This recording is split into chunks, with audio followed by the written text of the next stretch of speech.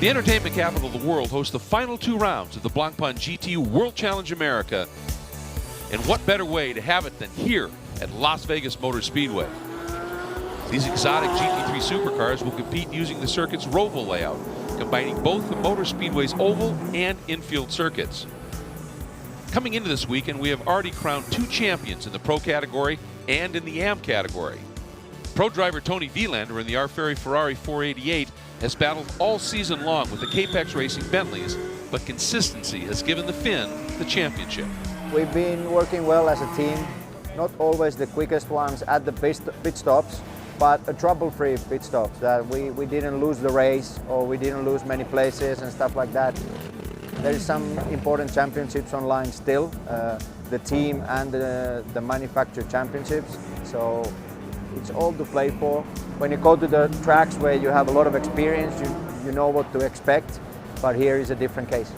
Another championship-winning Ferrari, this time in the AM category, is Squadra Corsa and its driver Martin Fuentes. A true advocate for the series, Fuentes has dominated his class with 8 wins. It feels good. It feels good. There was a lot of good races. There was a lot of good moments during the year, but definitely one of the best years of my life, and amazing championship, and it's great that they came to America. In the Pro-Am division, the championship is still up for grabs with no less than 5 drivers in contention, with Dane Cameron and Mike Henlon making a late-season charge in the real-time Acura. But Martin Barkey and Kyle Marcelli and their Racers Edge Acura come in as the leaders with the targets squarely on their backs. Almost everybody in the Pro-Am Championship could be racing for a box at any given race, and I think we've probably seen that over the course of the season. For me, you know, like I say, I'm an old guy in a young guy's sport, but it is really the whole, from the car, the manufacturer, to the team, and then down to us little drivers. Now, this track could mix things up a bit as the combination of both the oval and the technical infield, and the fact that it is completely unfamiliar to every team prior to this event, that should make for some great racing. Let's see what this track is really like from a driver's point of view. We'll be right on board with Hotshot Factory Porsche driver Pat Long. Hello and welcome to Las Vegas Motor Speedway. I'm Patrick Long, back with another Porsche track preview. This one's a little different. It's a Roval. There's a makeshift chicane here that brings us down towards NASCAR pit lane. First gear corners, lots of tight walls. As you see, drivers left were drifting right onto the wall. Now we're building speed coming off of the pit lane onto the apron. It's flat out, very quick, over 135 miles an hour. It's very quick, flat out onto the back straightaway. This is down into turn 3. You'll see braking cones on the right, very, very late. It's tight. Another first gear corner. It almost comes back on itself. You're apexing the wall, drivers left. Now you're building speed. You'll see me make an adjustment to the steering wheel here. Just a breather of the throttle, 3rd gear through turn 4. Building speed into the sort of inner loop, as I would call it, turn 6 and 7. It's a double apex. You have to be patient to get back to throttle here. Your full throttle, opening your hands. As always, using all the road. This is where the start of the race will be. It's down into turn 8. You'll see me get up on the curb here using a lot of that paved, as we call it, access road, a little bit sideways there on the exit. Another double apex, slow, patient corner, turn 9. 3rd gear, building speed. Down into a really tight final complex. This is 10, 11, and 12. As you see, I'll click down to 1st gear here. Very patient on throttle. It's low grip, a lot of surface changes right out to the wall, and now we're spitting back out onto the apron of the oval. 3rd gear, 4th gear, building speed up over 150 miles an hour onto the front straightaway of the oval here. You'll see up ahead to the left the start-finish line. Very, very deep on the brakes. 1 lap here at Las Vegas. Thanks for riding along. Calvin Fish, time for a look back at Race 1 highlights earlier today, and a great launch from the pole by Soucek, but Scott Hargrove, ultra aggressive, was going to fight him through the outside of turn 1. He does, but look at this, he runs wide there and exceeds track limit. Violation was called on him. And look at Tony Vilander, he makes a move inside the Bentley as well. Soucek slots back in, but later Soucek able to get through. Eventually Hargrove letting Soucek through, but he did it smartly, making sure there was a gap so that Vilander couldn't take advantage. Really smart driving, a strong race from the 58 Porsche then. Martin Fuentes a little bit wide there through turn 11, and both Martin Barkey and Mike Henlon take advantage. A little bit later on, Henlon diving down to the inside, Barkey defending in really deep. Hedlund tries to square up underneath. It was a drag race off the corner, and you thought, okay, it's settled here. It wasn't done yet, Cal. Now Hedlund gets all up and over the curb, gets really loose. Then here is Matt Campbell getting really aggressive on Mark Miller for position. Then a little bit of contact as the intensity ramped up. That was the 7 again going around. Then late in the going from second place, tire problem for the 58. But at the end, it was Parent taking over from Soucek and bringing the Bentley home with a win. And the number 9 Bentley also sweeping the pole. Can they sweep the weekend? We'll find out when we come back.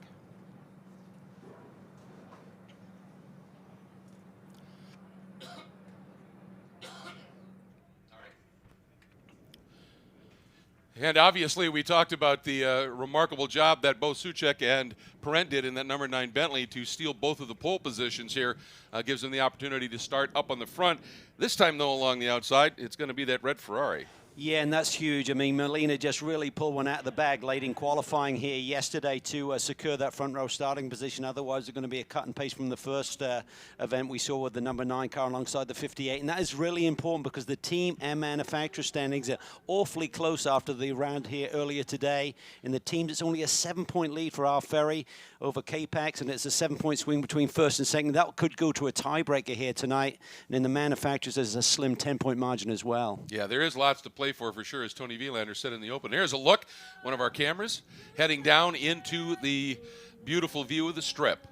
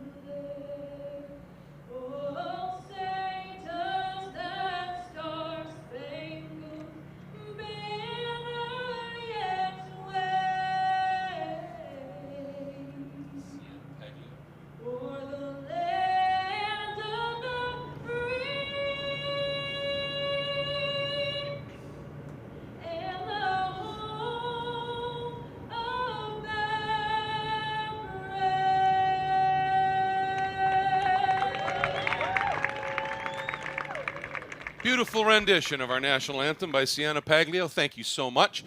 And once again, we are real close to the strip here, just about 10 miles up the road, and a lot of competition going on inside the gaming tables there, and we're going to have our own version of it here. We're going to be dealing and wheeling and the duel in the desert here, and I mean that almost doubly today because it's not only a battle in the desert, but this is a true doubleheader, 2 races unfolding on the exact same day. Yeah, and it's a first for GT3 competition, so a lot of work for these teams to turn these cars around quickly, make some adjustments.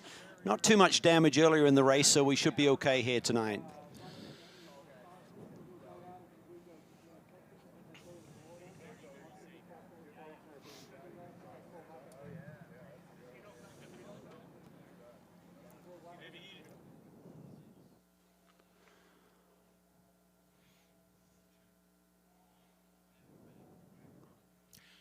The field of competitors for the season finale literally glowing under the lights here at Las Vegas Motor Speedway.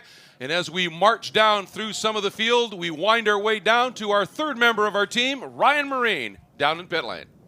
Now, ladies and gentlemen, please welcome Gary Burgess, the Director of Infrastructure and Security at Qdoba, to give the command to start engines.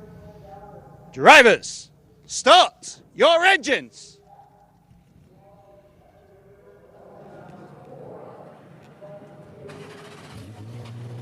And the engines in this field spring to life. Wonderful variety of machinery, different power plants. As I say it very often, there's a lot of different instruments in this orchestra, and they make a beautiful symphonic sound when they come to life, and they have done just that. He did that with some vigor. He did.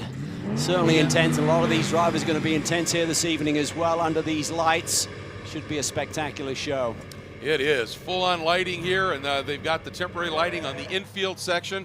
They did have a practice session Thursday night under the lights. Now the track probably in a very different level of grip and the like as it was at that time, but in that practice session it was one of those Porsches that was fastest in that session. Porsches have been very impressive here this weekend. The car is well suited to this racetrack, so slightly cooler conditions this evening. It's dropped about 10 degrees ambient. That track temperature will continue to drop. The track has rubbed in. It was very green when we got here on Thursday for the practice and test sessions that we encountered then, so the grip levels are up. Fresh set of tires, and you've got the faster of the driver pairing starting this one, so there could be some fireworks here at the beginning. And you saw the cars that were queued up in the line there. They weren't necessarily in grid position. That's because they were putting on the warm tires that sat in the warmers to get this one underway here in Las Vegas. Green coming up.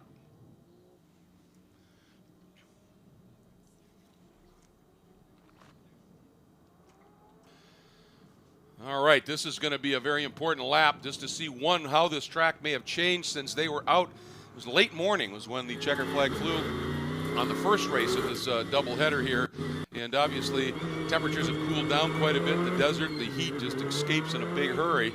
And there's been lots of racing on this track since then. It has, and I think probably the biggest adjustment is just your picture, the sight lines that you have around this racetrack. They had that session at night on Thursday to really get used to these track conditions under the lights, but that infield is still pretty pitch black in certain areas. Here's a look you were talking about a little bit, the GT3 team points as we get ready to start this race. It's close. It is really close, and if K-Pax can get the win here tonight, they would then tie our ferry if they finish second. Then it would go to a tie break. They'd both have 6 wins apiece. It would go down to runner-up finishes for the title tonight, potentially. And that would be K-Pax. I think they have one more at that stage, wouldn't they? So that's how close the potential is for this team championship in the GT3 overall category. And there's other ones as well that we're keeping an eye on for sure, and the Pro-Am as well, but that one's huge. And the manufacturer battle, another one that's pretty tight that is going to be fun to watch play out here. And you can see once they come off of that the oval part of the track and those aprons, which are very well lit, they get down into the infield here. They have some temporary lighting, Cal, but it is not anywhere near quite as bright. The drivers say you can see it just takes a second to adjust. They're all running headlights, and some of the key areas of that infield certainly are locked in. It is, and some of the lights are a little bit blinding. Talked to some of the drivers after that night practice. I'm not sure if there's been any adjustments since that time, if they accepted the drivers' feedback to maybe adjust which way they're pointed, but it's not going to be easy, and for this first couple of laps, it'll take a while for these drivers to adjust, and then, of course, you've got that mandatory pit stop between the 40 and 50-minute mark of this race, so the fresh drivers have to go out, and they have to adjust as well. And as we cross the start-finish line, it technically just becomes the finish line here because the start and restarts will happen in the middle of turn 7 and 8 on the infield straight section of the track because it's just a little bit better run down into turn 8 as opposed to getting the green and having to brake incredibly hard as you're receiving the flag into that very tight turn 1. So they basically do a pace lap and a half here. When the race is over, they will all come straight out of that last turn, stay up on the banking through the checkered flag. But going to be interesting here down into turn 8. We have seen some aggression. Certainly we saw Scott Hargrove do it. Will Molina be able to pull something from the outside as well as we get ready to go green here in Las Vegas?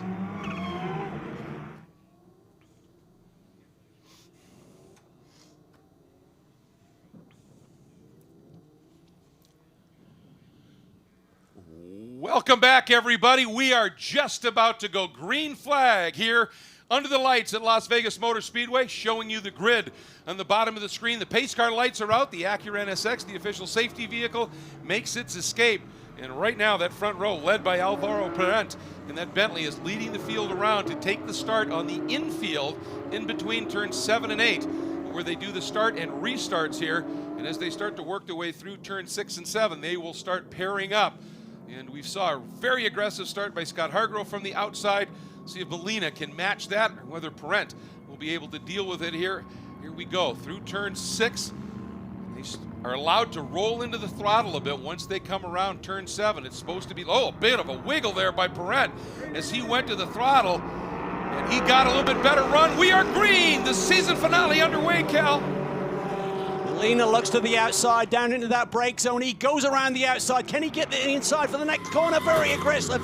Lots of touching, I think, going on there as we hop on board with Molina, and it looks like he came through it okay.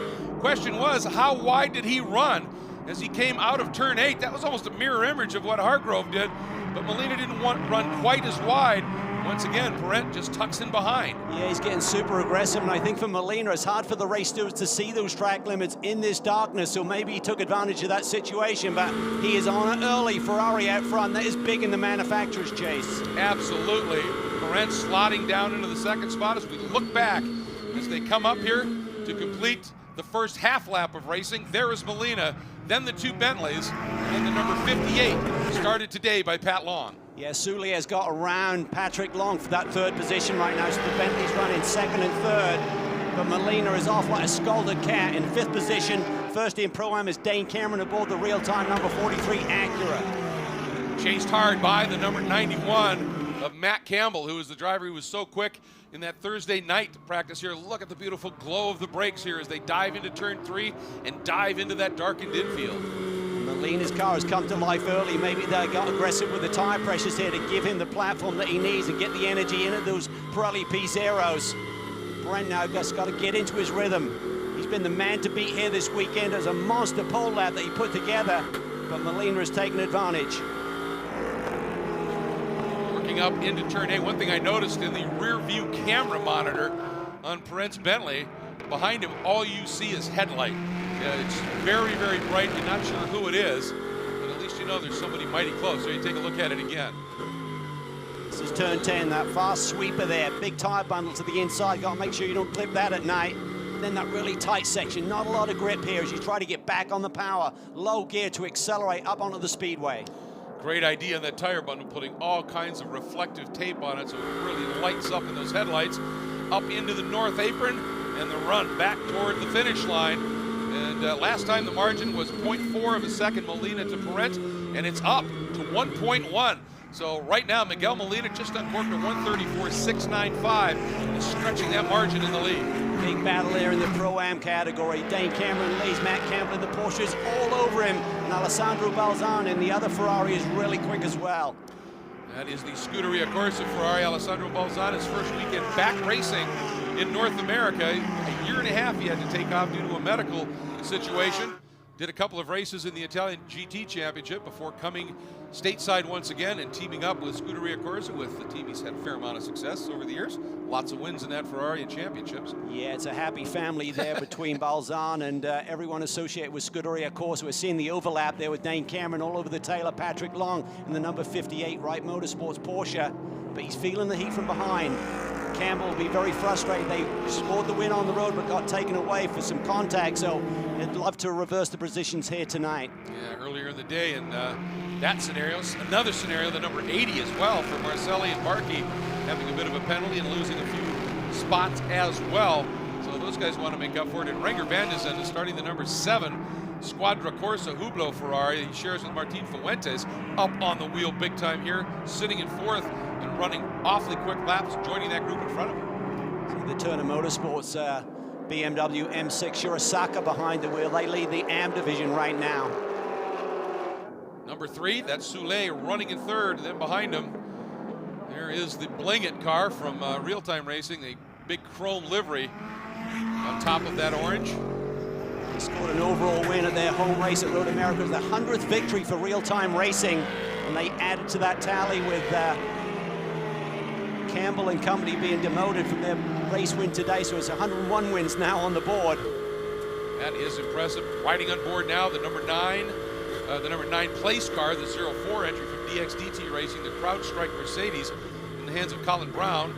See how deep they are on the brakes there down into turn 3. It's nice cool air out there right now, so everything just a little bit more responsive, isn't it? Yeah, the car's really going to be working well. Big grip, you would imagine. The key is the balance. Have you got the balance in the race car? The grip may be there, but front to rear, is the car handling well? Is it neutral? Here's a look, Cameron, at bright orange livery, and right behind him, number 91, Wright Motorsports Porsche. And he has balls on, attacking the back right now of Campbell in that red number 64. Look at that Ferrari. He's inside the track limits there, but he's able to tuck the nose of that Ferrari. It's handling well. Campbell all over Dane Cameron there looking for position. It's just so tight through that sector there, Greg.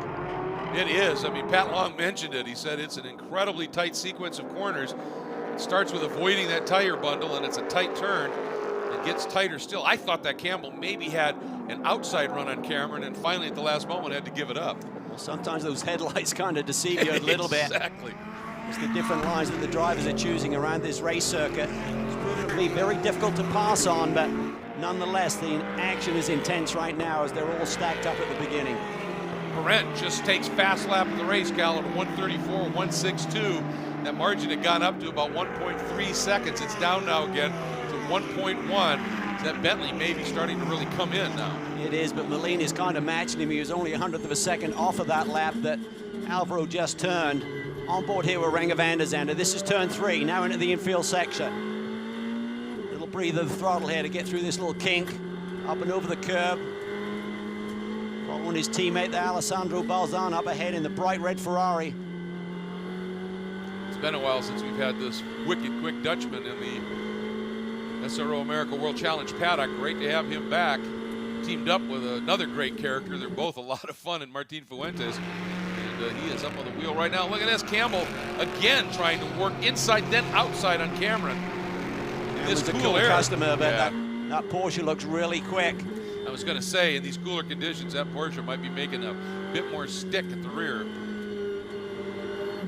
Harder to see, to defend if someone suddenly makes a surprise move on you in the darkness. You kind of get blinded. You saw from this, or you can see from that onboard rear-facing camera of Renger van der Zande. It's just blazing headlights. You really can't distinguish exactly which way the car is going behind you. And after being all over the back of Campbell, Balzan now has dropped back just a little bit in that red number 64. There is Renger van der Zande, that bright yellow helmet, that Hublot Alpha Prime Ferrari Fort Lauderdale entry. See how close they get to that tire bundle and that wall coming off at turn 2. If you start to abuse those curbs, it really unsettles the race car. Wide open through here, flat out, but big cornering loads. They head down the back stretch into the brake zone. And heavy braking here as they square up, head into turn 3. By angles, I think that's the tightest turn on the track. It is, and Marcelli was looking for a way by Colin Brown. It looked like into that brake zone. I'm not sure if he made it or not. He did. Marcelli is through. Champions-elect for the Pro-Am category. Still need to score some points here today, and to do that, they need to get to the 75% mark in this race, and the championship title should be theirs. Dane Cameron may score more points than that duo, but he's not tied to an AM partner for the season, so he'll be demoted out of the point-scoring positions at the end of the title chase. He'll certainly be the top-scoring pro in the Pro-Am division. No question of that, but officially, absolutely right. Look at this again, side by each. Working through, and that was a repass by Colin Brown, getting right back around on Marcelli. Great to see Colin Brown up on the wheel. Hasn't been the season he was looking for in this CrowdStrike Racing Mercedes AMG. Be great to go out on a high here tonight to set up the off-season and come back strong next year. And behind them is the blue and silver and white Gradient Racing Unit Nutrition. Acura in the hands of Mark Miller. Ooh, Colin back end really rotating. Mark Miller was superb today, hanging on to that Pro-Am lead until he got tipped a little bit by Matt Campbell. Eventually got a penalty call on Matt following the race. They didn't see it during the race. They reviewed the onboard cameras and made that call for him, and Marcelli's move on Renger van der Zande as well. And Marcelli further down the order. Sorry, Cal, I just saw a big move there as Marcelli took a lunge. Oh, and he's floated just a little bit wide and up and underneath for a minute. Miller had ideas, but decided to check up just a little bit and tuck back in. But Marcelli, certainly racy, gave it a go, lost a little bit of ground, but still sitting right in position to pounce here in Las Vegas. Today's coverage is brought to you in partnership with CrowdStrike and with Mercedes AMG.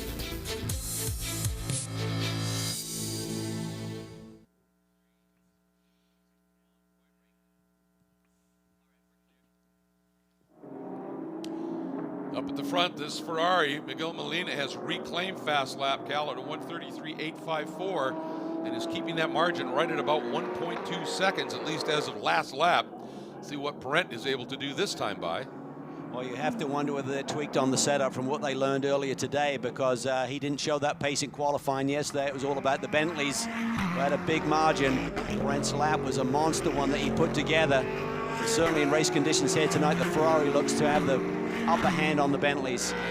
Well, and Molina just resetting fast lap at a 1:33.6, and Brent turning a 1:34.1, and suddenly that margin is up to over 1.6 seconds. Yeah, Soule's quick though in the second of the Bentleys. He's run a lap almost to the same pace of the Ferrari, so Brent's the one who's struggling amongst the K-Pax duo right now.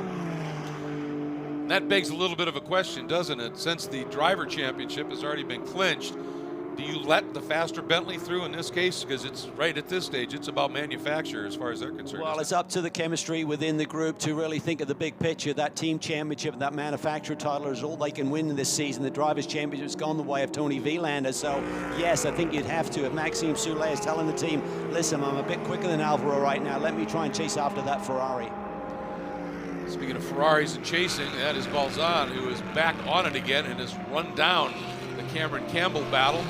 Three-car scrap for the lead in the Pro-Am class, running 5th overall right now. I am so stoked to see Alessandro Balzan run at this sort of pace. It's been a long couple of years for him to be out with medical issues. To come back this strong is amazing.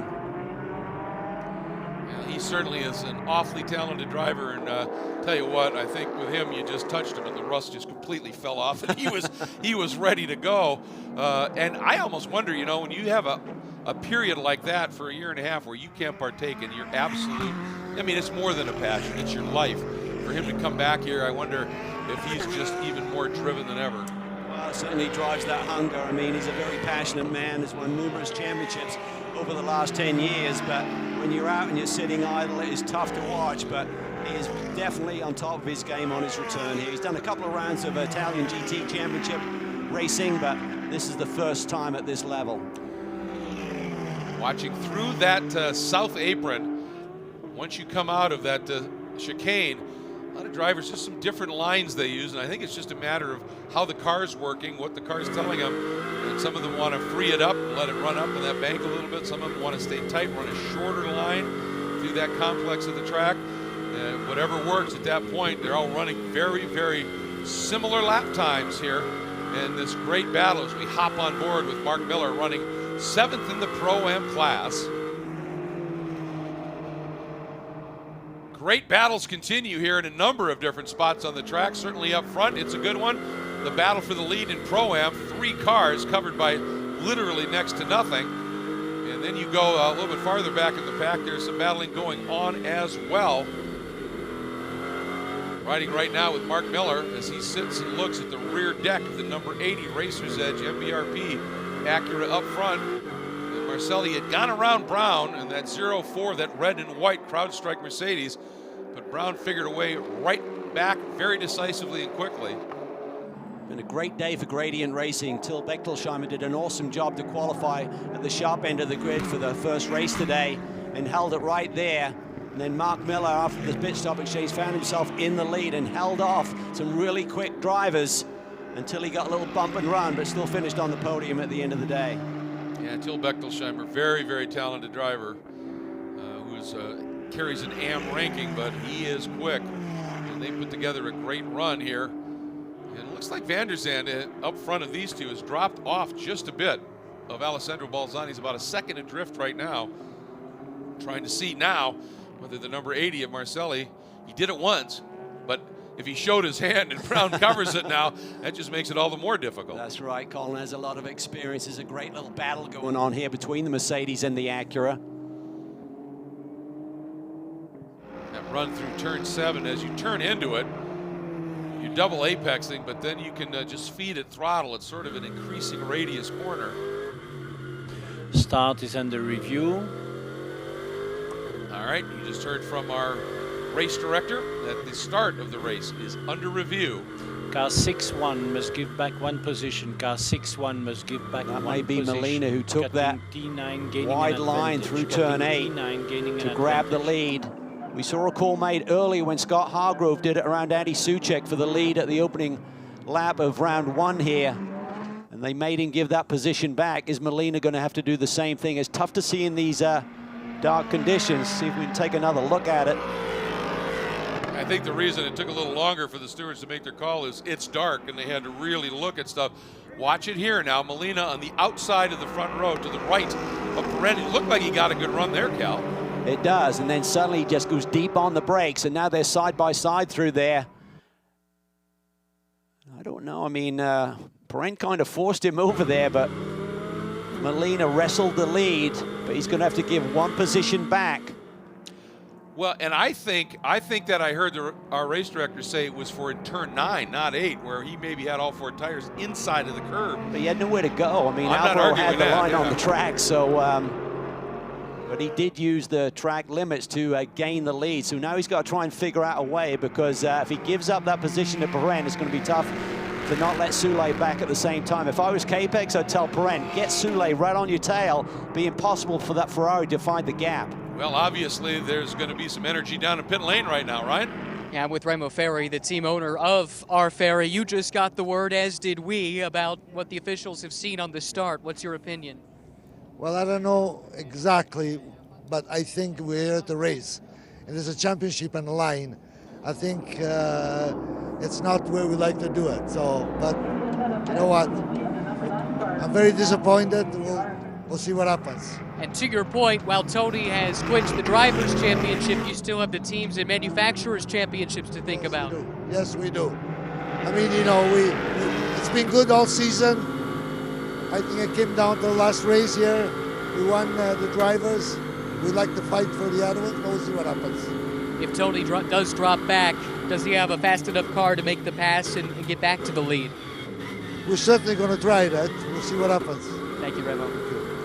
I'll tell you, Molina played that well. He waited till they were coming up into the entry of that very tight corner, let the one Bentley through, and then there was nothing that Soulé could do because he couldn't make the move into that tight chicane. I'm surprised, though, that Capex didn't make the call, get right on the bumper of Alvaro Pirelli. That would have been impossible for Molina to find the gap then. But there's enough of a gap between the two Bentleys for him to slide in between.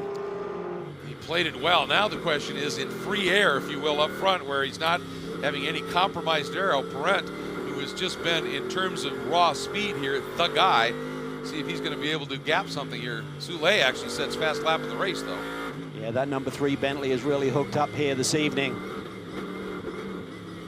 Right now, the team title would go the way of Capex as they run. Manufactured still go the way of Ferrari. Pirelli is indeed dropping that Ferrari just a little bit here. We'll see what happens at the line, but it's pretty obvious here. Pirelli coming through and putting in a 134.5 to a 135. What? Hello. Knock, knock. That's close quarters racing. Well, you know, Soulé's got nothing to lose in terms of the championship. Just really go after that Ferrari right now. Bentley have the lead, so they're going to score maximum points. What they need to do is get that Ferrari a little bit deeper in the field, and then Bentley could maybe score the Manufacturers' Championship as well. You know Soulé's going to be super aggressive here. Well, and you know, think back to Watkins Glen and the number 3 and the number 61. Not a lot of love lost from that event as well. So don't know how much that'll play a role, but certainly a fun storyline to throw out there. Absolutely. Yeah, Soulé had the lead on the opening lap there, and it was Tony Vilander aboard the 61 car who skived it down the inside and turned him around. Did not get a penalty for it, and I know Capex is still feeling pretty aggrieved about that one. Long turning the best lap of the race at this stage for him at a 133.8, and he's only just a tick over a second behind this duel here. There he is, so he's finding a little bit of pace here. And these top 4 pro cars have dropped Dane Cameron, the leader in Pro-Am, a little bit. About 2-second gap back to the Pro-Am battle, but I think Cameron pace may be compromised by his lines that he's having to run to keep Campbell behind him. I was just thinking that he's got a pesky Australian in his mirrors. That's pretty relentless, we know that. He really is. He is just an amazing young talent. Matt Campbell, he's won Bathurst, the big race down under. He's also won at a Le Mans class victory to his name early in his career. He's a star already and going to be a big star of the future. Car 4 under investigation. Grid procedure of car 4 under investigation. All right, grid procedure, so we'll have to see what that is. There's a lot of possibilities with that one. But talking about, I think, the 0-4 of Colin Brown, most likely. But yeah, I mean, Campbell's run to win at Bathurst, that last stint he put in where he ran them down put in a pass in a spot you should just never be able to make a pass at Bathurst of all places. It was absolutely brilliant. When a young driver can do that, Greg, an iconic race such as Bathurst, that just puts you on the map. I mean, everyone is watching, and people take note.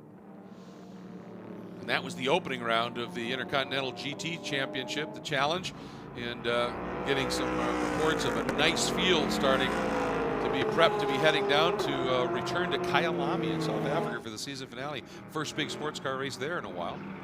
Yeah, it's just 4 or 5 weeks away, so still a lot of big global events left on the calendar this year. Brent, 8/10 clear of Molina. Soule right there, Long 9/10 back, but here's that battle. Here's a look at Long. That is Perrent working his way out of turn 12. The key for Bentley to get that manufacturer's title, they need to drop that Ferrari to the third placed manufacturer on the road. That means Porsche has to get between the lead Bentley and the Ferrari, so they're really relying on the 58 car. Pat Long and Scott Hargrove have shown great pace here this weekend to somehow, whether through the pit stop exchange or on track, get that Porsche ahead of the 61 machine.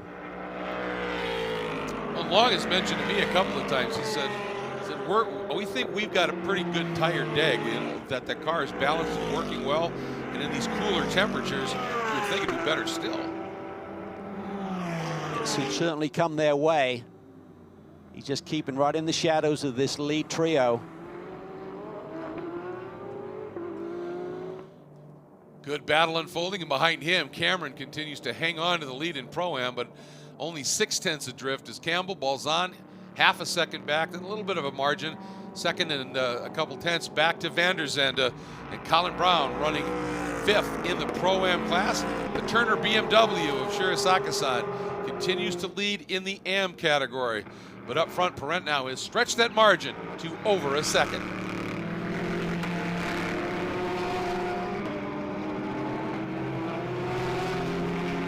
Alvaro doing what they need him to do. He really has just been on form. I mean, Suchek's pull lap was a good one for the first race earlier today, and when Perrent went out just 20 minutes later or whatever, pipped him by 4/10, and he's just been flying. That got his teammates' attention. Very impressive indeed. And it's just a rock-solid group. I mean, they've got very strong driver pairings in both the 9 and the 3 car. Baptista, one of the young stars in our paddock team with Maxime Soule, Bentley factory driver. There's no weak link in those pro cars, that is for certain. And in the Pro-Am division as well, we've got some superstars running there this year as well. Oh, absolutely. Cameron, Campbell, Balzan, guesting, if you will, Van der Zande, Colin Brown, Kyle Marcelli. I mean, that is a stout lineup. For Mark Miller, who runs behind that group, just hats off to him again, just to lead that class earlier today and withstand the pressure was amazing. Yeah, I mean, it was immense pressure, and he didn't buckle until he got buckled with that bit of contact, so it was a great run. Watching Pat Long here gave us that great look at this track here at the top of the show. That lap that he did at the top of the show a bit earlier when the track was really loose and slippery and green. It's fun to watch these guys just figure the lines out. You can learn from the drivers that you're around as well. Everyone has a different way of skinning the cat here, and you suddenly find, well, why am I half a car length behind? A bit further on this lap, what did he do in that corner? Just searching for grip, and if you get offline though, you make a little error. And Cameron hasn't made an error yet, but Campbell is just right there, just hovering, waiting for a little slip. Campbell getting the power down well, coming out of the slow stuff, out of 12, out of 2, out of 3. But Cameron gets that car straightened up, manages to find a little bit of breathing room, but boy, Campbell is close right now. He is right there, this 43 squad looking for their 6th consecutive victory. Just been on a tear with Dane Cameron and Mike Headland, even won overall at Road America in the last event of our championship. But Dane Cameron coming off a prototype title win that he won just last week at Road Atlanta. He's had 10 wins this year. Big year for Dane Cameron. Drive-through penalty to car 4. Drive-through penalty to car 4. Wheels not fitted at the 5 minutes. wheels not fitted at the 5 minutes. There's the voice of race control explaining the reason for the penalty on the number 4 of Colin Brown.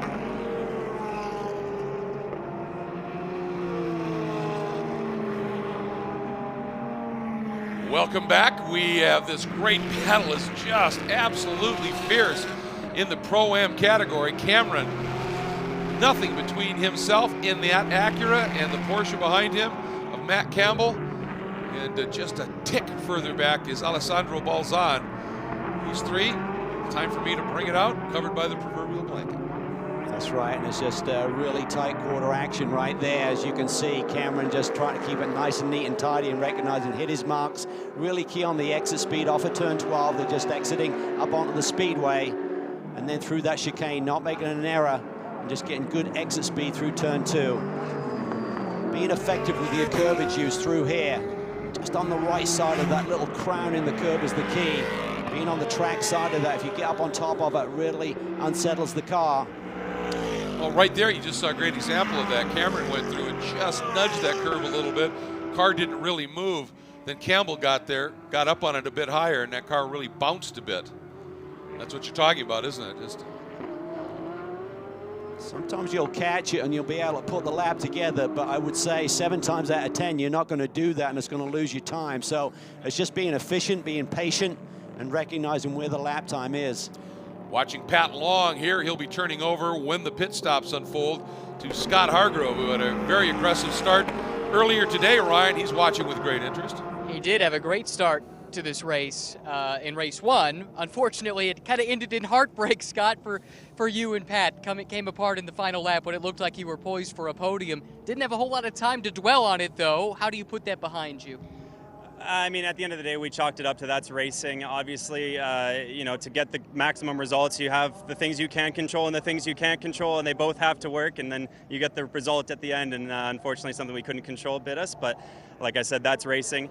But here we are, Las Vegas, the final race of the year, and you know, it's just been a pleasure, such a pleasure and an honor to race with Wright Motorsports and Pat Long this year, and get to know these guys and race with these team. It's been the best year I could have dreamed for. And to close out the season under the lights like this, that's maybe good news for the Porsche. Does these conditions suit you guys? Yeah, I mean, Pat didn't get the best start, so we're in 4th right now, but based off night practice, we're really strong, so I'm thinking, and it looks like it's tightening up out there, so I'm thinking the second stint might get pretty interesting, so we'll see. I'll do my best and hope for a good result. We want that podium finish. Good luck.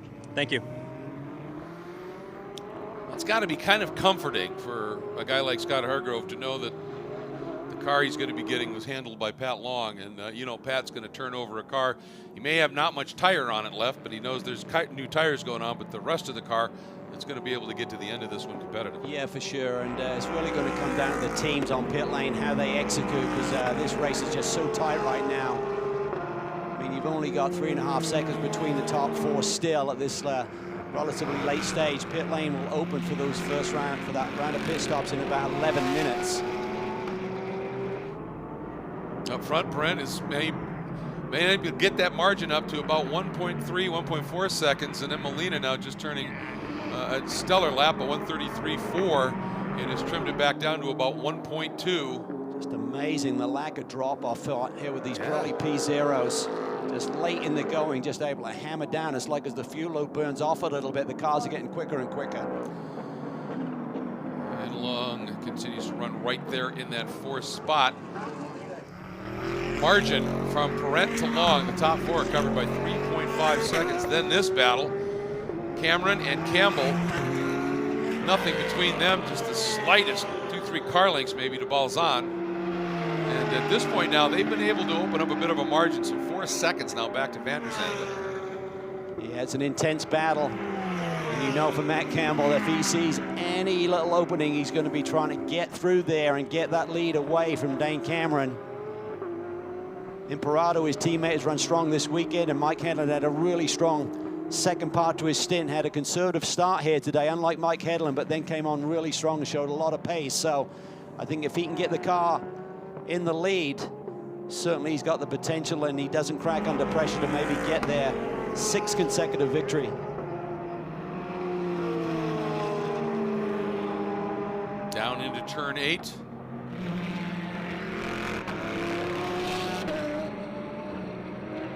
winding their way. This turn 9, very long corner. Some people diamond it a little bit, others just keep those tires right tight to the curb.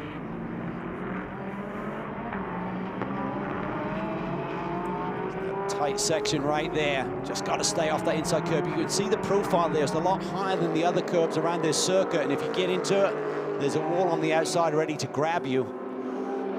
Well, Campbell learned his lesson in the race earlier this morning when he got that curve pretty good and the car stepped out big time. He saved it, didn't get into the wall, but it cost him a lot of momentum on the exit of that corner. And I'm noticing he's being very circumspect for the other section of the track now. Yeah, great visuals here, though. You can see those brake rotors glowing bright orange as they get deep into the brakes. Oh, 58 is out again. Technical issue on the Wright Motorsports Porsche.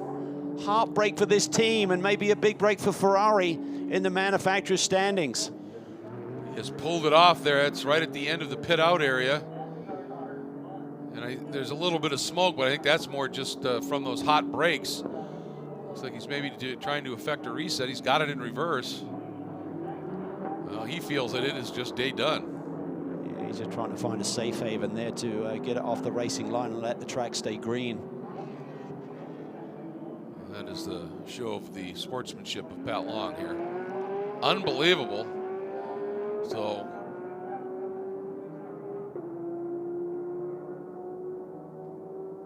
again, to reiterate, for Bentley to wrestle the manufacturer title away, they need to win, and they need the Ferrari to be the third manufacturer on the road. They need Porsche's help with that, and their lead car is out. Well, depending upon how things go, and the pit stops can always create some issues. You just never know here. We've seen stranger things happen. There are Acuras that could get back in there. Molina is not letting Perent get away, is he? Not. That's down to under a second now, isn't it? Which way will they go? Will they go for the undercut? Will you pit early, try and get your second driver in on fresher Pirelli P0s? Or do you do the overcut? I think the overcut may work because I think a new driver getting in, he's got to adjust his eyes and get used to this darkness and find all of his marks that you can't see as easily as during the day. So I think you may see some of these teams elect to go a little bit longer on this first stint. On board with Perent. Through turn 5, now 6. Here's 7. Here, pick the throttle up early.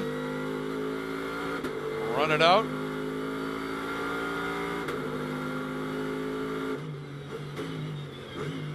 So smooth. Look at the inputs. His hands on the wheel.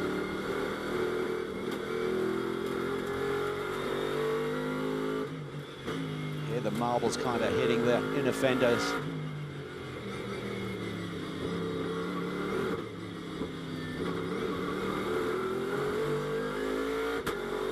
Try to wrestle that beast and get the power to the ground there as you come up onto the speedway. Very low grip off that final corner. Just ease up slightly onto the banking, and then right by about here, you've got to be down underneath that line on the right.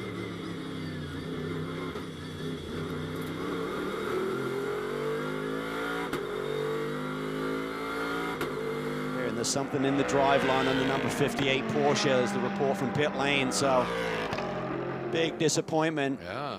And you wonder whether maybe that cut down tire in the earlier race had an effect on that.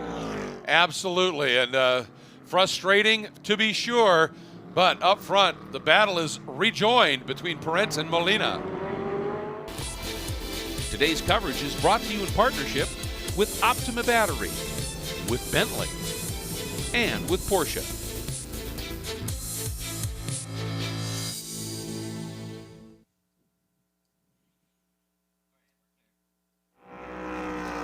Interesting on that problem with the drive line for the number 58 Porsche. I mean, I wasn't really seeing Pat hammering curbs anywhere or anything like that. Yeah, remember he cut down that tire late in the going in race 1, and sometimes that can affect the drive line and transmission in terms of getting it back to pit lane. You know, with the experience, and you know that the team would have gone through it with a fine-tooth comb as far as they could in the time they had to work with here this afternoon.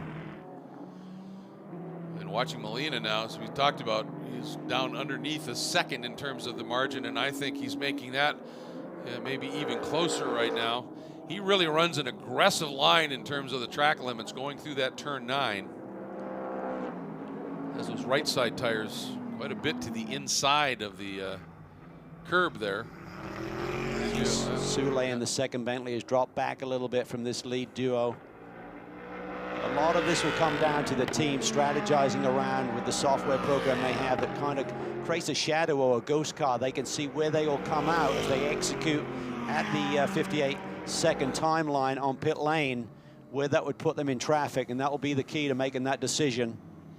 I would think that's a really, really crucial guide to have, but it's not a sure thing, because if somebody pits at a different moment, comes out, you can still get stuck behind somebody. So there's always that little bit of a variable in there, but boy, that software has to sure help. It really does. We've even seen Perent run afoul of a car coming in the pit lane slowly at Watkins Glen and costing them a bundle of time. So you just never know.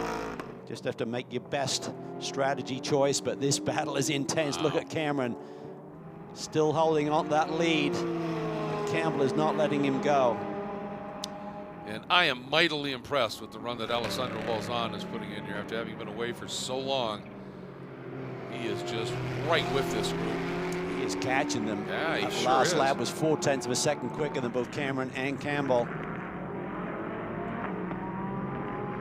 Renewed the attack.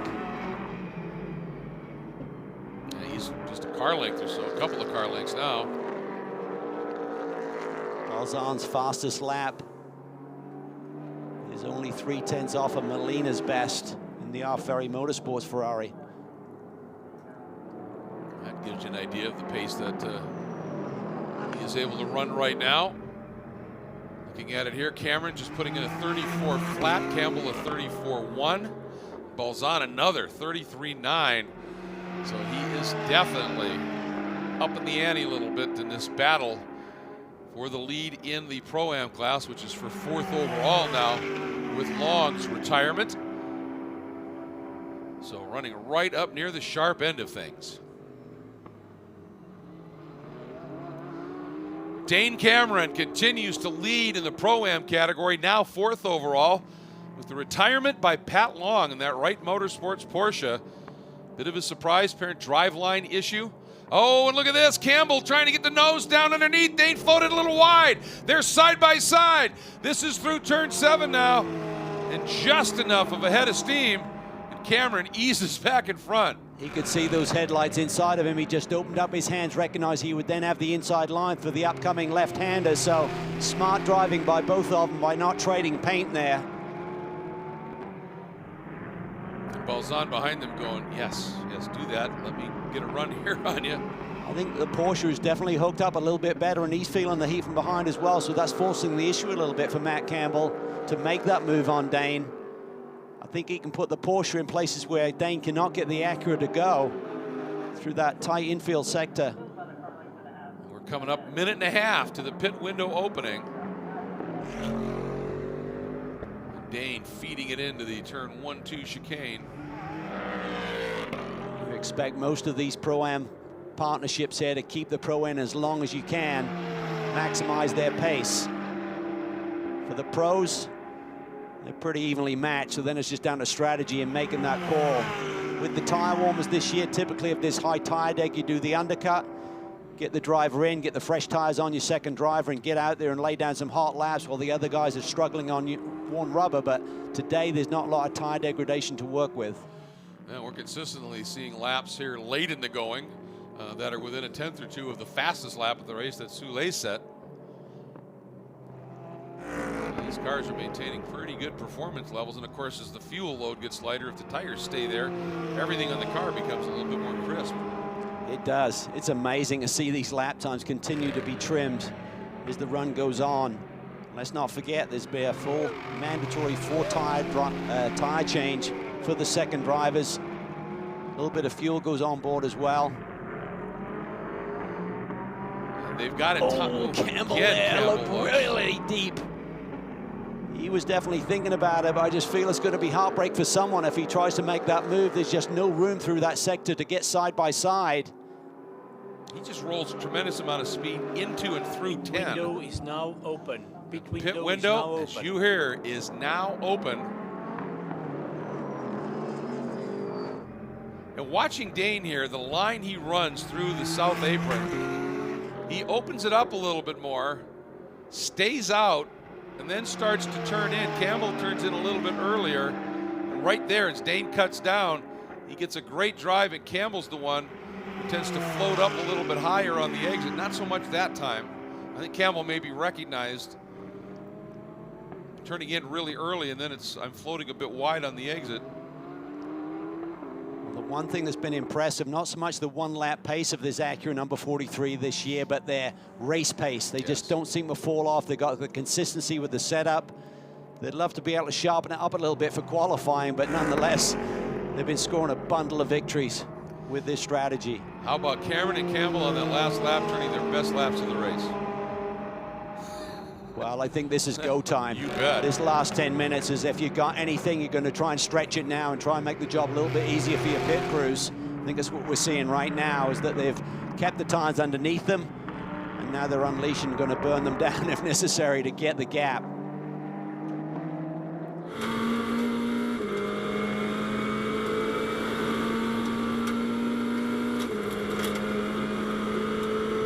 board here with Molina. Into the brake zones, down to low gear, wrestling that Ferrari up and over the curbs. Look how close that wall is as they exit turn 2. There are parts of this track that have a very street course feel, don't they?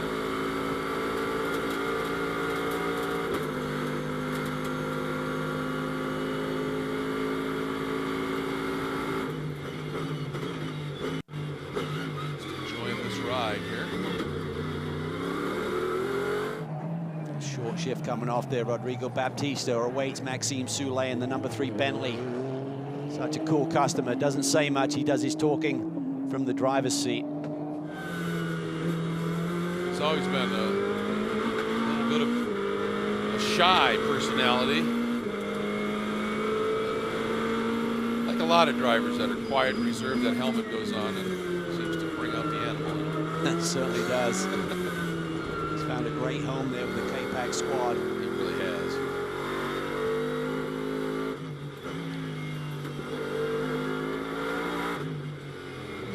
That burst of acceleration from Alvaro Parent there through turn 10. 7 minutes left on the board to work with in terms of making that pit stop call. Just remember, a bit earlier in the race, we had Colin Brown and Kyle Marcelli dueling it out for the 8th spot overall and 5th. Well, Marcelli now has it. Brown has dropped back into 10th at this stage, and in we go. First taker, Maxime Soulet in the number 3. I like this from K-Pax. Keep Alvaro out there. He's got the track position.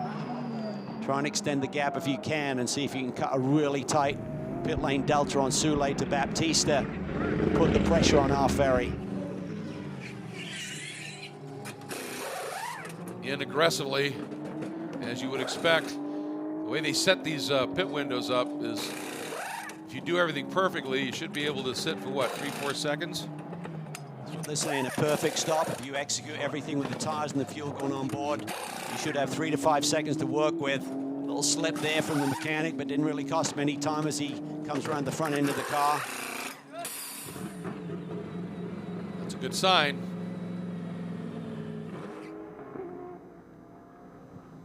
The battle going on here. There's Van der Zande and Marcelli, I believe. Yeah. Marcelli's got around him. That is full position, and Campbell continues to put the heat on Dane Cameron for the lead in Pro-Am. Look at him trying to tuck inside. Dane Cameron has to protect. I really wonder if Cameron maybe have a 10th or 2 more pace if he hasn't having to be so conservative, and Campbell there up and over the curb in turn 11. Boy, he presses so hard. He's trying everything, but Dane Cameron will not crack. There's another 5 minutes to go. They have to feel they're going to stay out there as long as they possibly can. Soulet to Baptista, 58.4. Beautifully done. Minimum time is 58. They have a 1 second joker they can work with on either day of the event weekend, but both races are today, so that was the time to do it.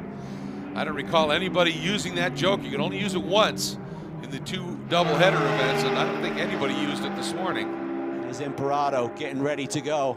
He's been quick here this weekend. It could be a fierce battle between he and Headland.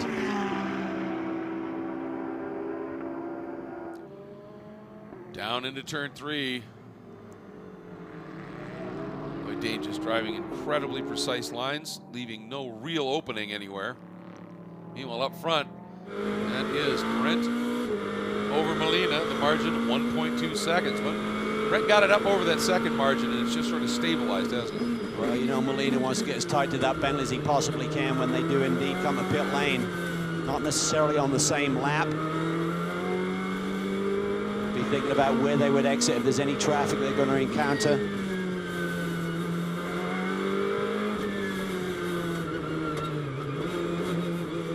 Boy, Brent really using the sort of exit curve at the exit of 11, getting those tires on it and using it to ramp down and run through 12. Seems to work pretty well, but he's in. Here we go. The chess match from the top 2 has begun. 50 kilometers an hour, 58 seconds is the amount of time you have to spend from pit in to pit out, including the 4 tire change, fuel going on board, and the driver exchange as well. K-Pac's so much experience with endurance racing has really played into their hands over the events this last couple of years since we introduced the Sprint X competition. Brent out. That was impressive. A little bit easier for the Bentleys this weekend with the pit wall being on the other side. Typically, it's really compact around the refueling going in, the tire change and the driver exchange on the same side of the car, but they helped out a little bit here today. Any dance instructor would have been impressed with that move. He did a beautiful pivot turn right back to help out. Away we go. They sat and were able to wait just a little bit. Let's see what they are able to uncork here. There's 58.4. There's Baptista coming through the chicane. Soucek gets up to speed. Soucek. That is our AM leading BMW from Turner Motorsport. There's Soucek down into turn 3, so that's the gap between the 2 Bentleys. When does our ferry come with the number 61 car that currently has that lead? And how quick can they do it? There they are. They're on pit lane. Pressure is on. They need the perfect stop here. The Bentleys were about as tight as you want to do it. Vilander is waiting. If this stop is over 60 seconds, I think the second Bentley may get around Tony Vilander before he hits the track. Matt Campbell staying out, while Cameron and Balzan and Marcelli are all in. Oh, little problem here with the fuel. Yeah, it doesn't look clean as the real-time racing team go to work. This could be crucial. Still struggling with the fuel. Campbell's in lap. Is that enough to overcome Headland on his out lap?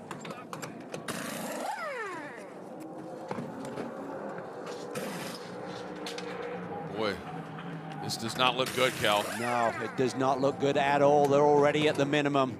Bad stop. There goes the first of the Bentleys. The Ferrari's going to be dropped way down the order here. Let's watch for it here. Oh, a minute 9, 69.7. And the minimum is a 58 seconds. That's just brutal, Cal. 11 seconds on the board. Cameron to Headland, 57.9. That's a 10th underneath the minimum. They get that 1 second joker. That should be okay. Well, that's execution. It is. You got that second to play with. Why not use it? A lot of confidence to be able to use it. And now Colin Brown in, and of course the reason he dropped back a little bit is he had that drive-through that was announced earlier. So now it's Campbell out front. Van der Zande. Campbell needs to get in now. Yeah, he does. Yeah, this is getting close, isn't it? There's only 20 seconds left. Oh, he's in. Okay, there we go.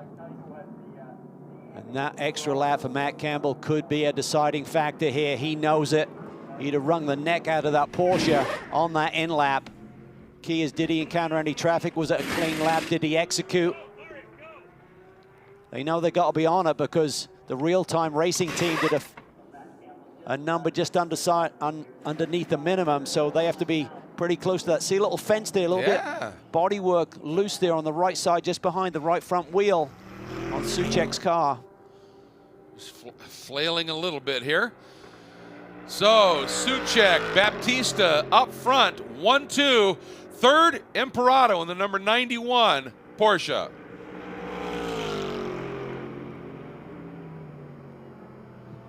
Of course, the stop's still unfolding in that case as well, but if that holds, that's a flip-flop. Even with that remarkable stop, Cal, for the real-time team.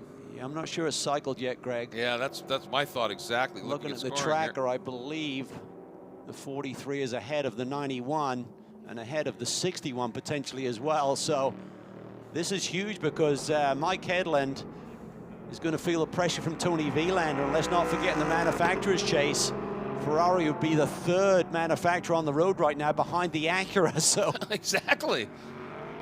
Headland doesn't need to do it for his own brand, but he could certainly help Bentley out if he could keep Vilander behind him.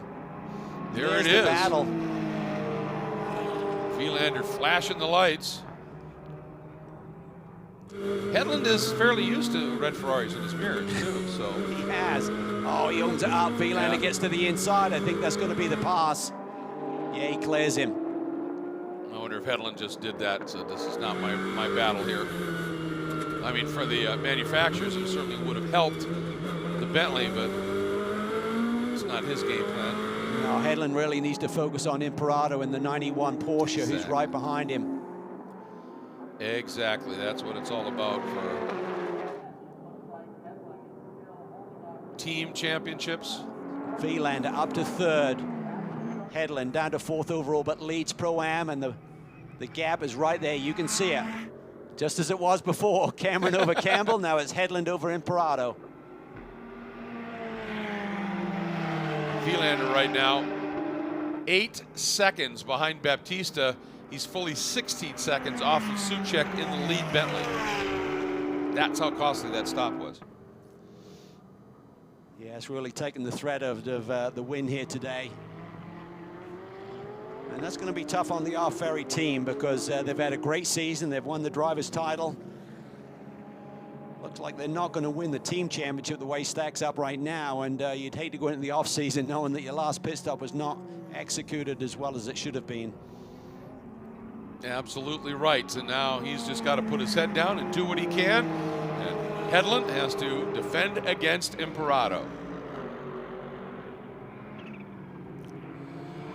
After the pit stops and timing has cycled through, Tony Vilander in the R Ferry Ferrari sits in the third spot. But Cal, the problem is with that really problematic pit stop, 16 seconds off of the lead, almost 9 seconds off of Baptista in second. That's how costly that stop was as we watch the number 9 now of Soucek. He's got himself a little bit of room to work with. Yeah, he's flying actually. 1:33.19 is the new fast lap for the number 9 Bentley. He's got a 7.5 second lead over his teammate. And with these positions right now, this could secure K-Pax the team championship over R Ferry. For the manufacturers, just to explain that once again, if the 2 Bentleys and then the Ferrari would get second place manufacturer points, right? Second manufacturer on the road, so yes, and that would be enough to win the manufacturer title, we believe, by 3 points. With the Acura ahead, that was going to come down to a tiebreaker as well in favor of Bentley. But with Tony Vilander getting around Mike Headland, that pushes the Ferrari up into the second manufacturer on the road of the brands represented here tonight.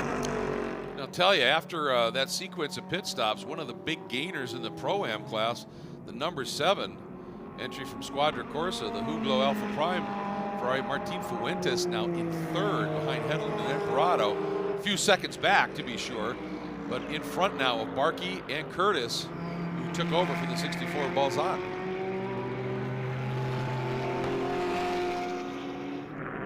Headland doing a nice job, maintains a 1 second lead over Imperato. Great visuals here coming off of the infield up onto the speedway. Tony Vilander, what a championship season he's put together. 6 victories, and his 2nd title in a row.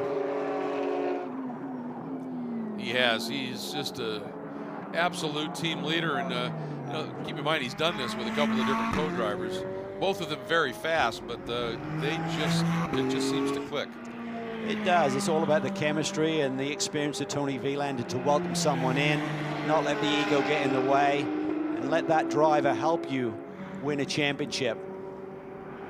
He and Miguel Molina had never co-driven together until the beginning of the 2018 season. And they immediately found a happy place in terms of the car setup and what they wanted from the race car. Daniel Serra filled in beautifully for a couple of events this summer as well.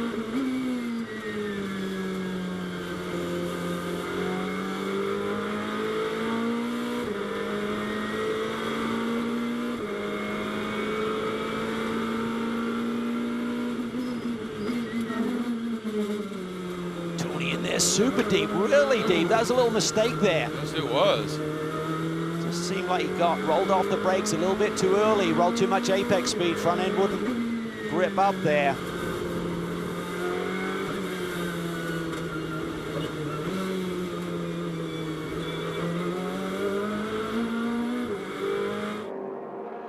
And out of turn 12, be interesting to see what his lap time was. A 34 flat last time. That little bobble indeed could have been costly here. Didn't miss it by much. There have been a 10th or two, but 34.6.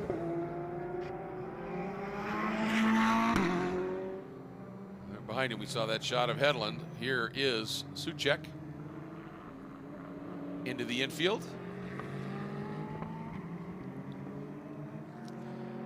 And as Soucek has himself a nice 8-second margin here, and boy, a couple of great pit stops by the Bentley boys, and Ryan Alvaro-Perez must be delighted.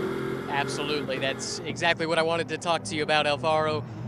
You guys are up front running 1-2, but this is a real team sport, and your guys displayed that with 2 near-perfect pit stops. Oh yeah, definitely. I mean, you know, the boys have been incredible on the stops. I mean, they're the fastest ones by far, and don't make a mistake. So that's what you want. So big thanks, you know, to Russell and Derek and the whole team that do it over again, you know, and Steve on the fuel and all of them.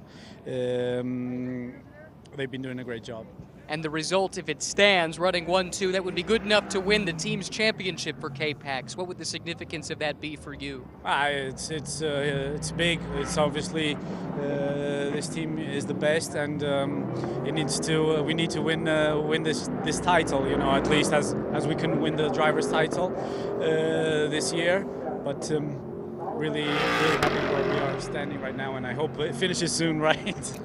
Absolutely. Well, good luck. Enjoy the rest of the race. We'll talk to you after. Thank you. You can see he's happy, but he's also a little nervous here. Those eyes are dancing around. It's like there's a lot of energy pumping right now. He's done a lot of racing. He knows there's a long way from being over here. Thinking about that little bit of body work that's broken there. It's probably from the contact that Molina and Prent had through turn 9, second corner of the opening lap here today.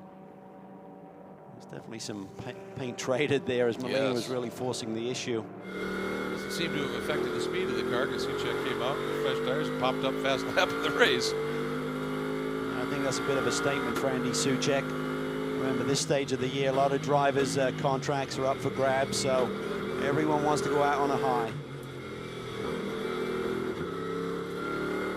Yeah, that little short shift there, Greg. Don't want to wind out a lower gear there. It really makes it hard to keep the rear end underneath you. Just pop an extra gear. Just use the torque of the engine to pull it through. Oh, there's a spin there. Looks like Imperato. Indeed. Another car involved. Fuentes? Or is that Italy? I don't know. No. There's the, it's the number 38 of Milstein. He regathers it and is able to continue as well, but may have caught out Anthony Imperato.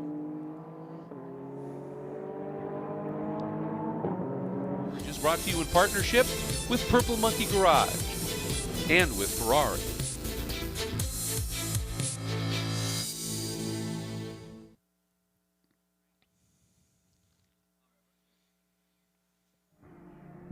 We'll have to check out. Here's Hedlund, so he was up front and had room and no problems there.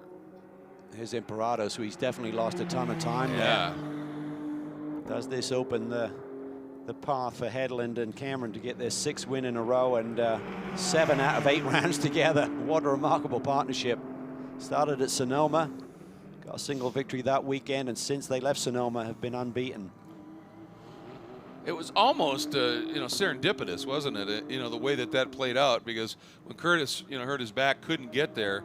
It's kind of a last-minute deal. He just couldn't drive. 3-8 and 9-1. And they knew Hedlund was nearby, didn't have anything going in terms of a ride that they were aware of called, and he said, sure, I'll pop over, put it on pole. You know, and you just couldn't see, well, maybe the dominoes are falling our way right now here. And since they have teamed up, it's been pretty impressive. It really has, and I mean, particularly that performance at Sonoma, his home track for Mike Hedlund, but he was really, really strong in terms of pace. I mean, there's typically a little bit of a delta between the Pro and the Ams in the Pro-Am class, but I think that's the closest he was to Dane Cameron all season long. Gave him a lot of confidence straight out of the box, and you give Mike Hedlund confidence, he will deliver, because he's an awesome race car driver.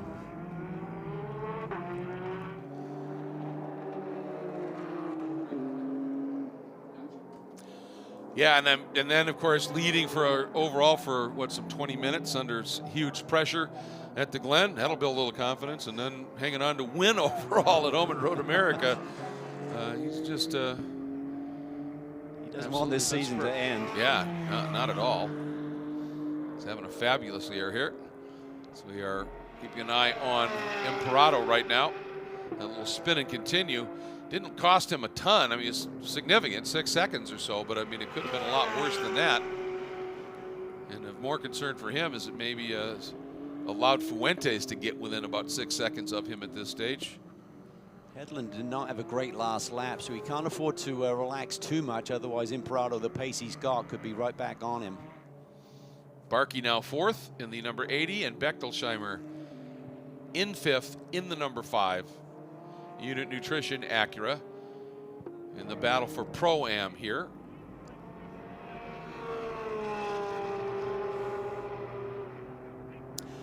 Anthony Imperato continues to run 2nd here in the Pro-Am category in the 91 Wright Motorsports Porsche.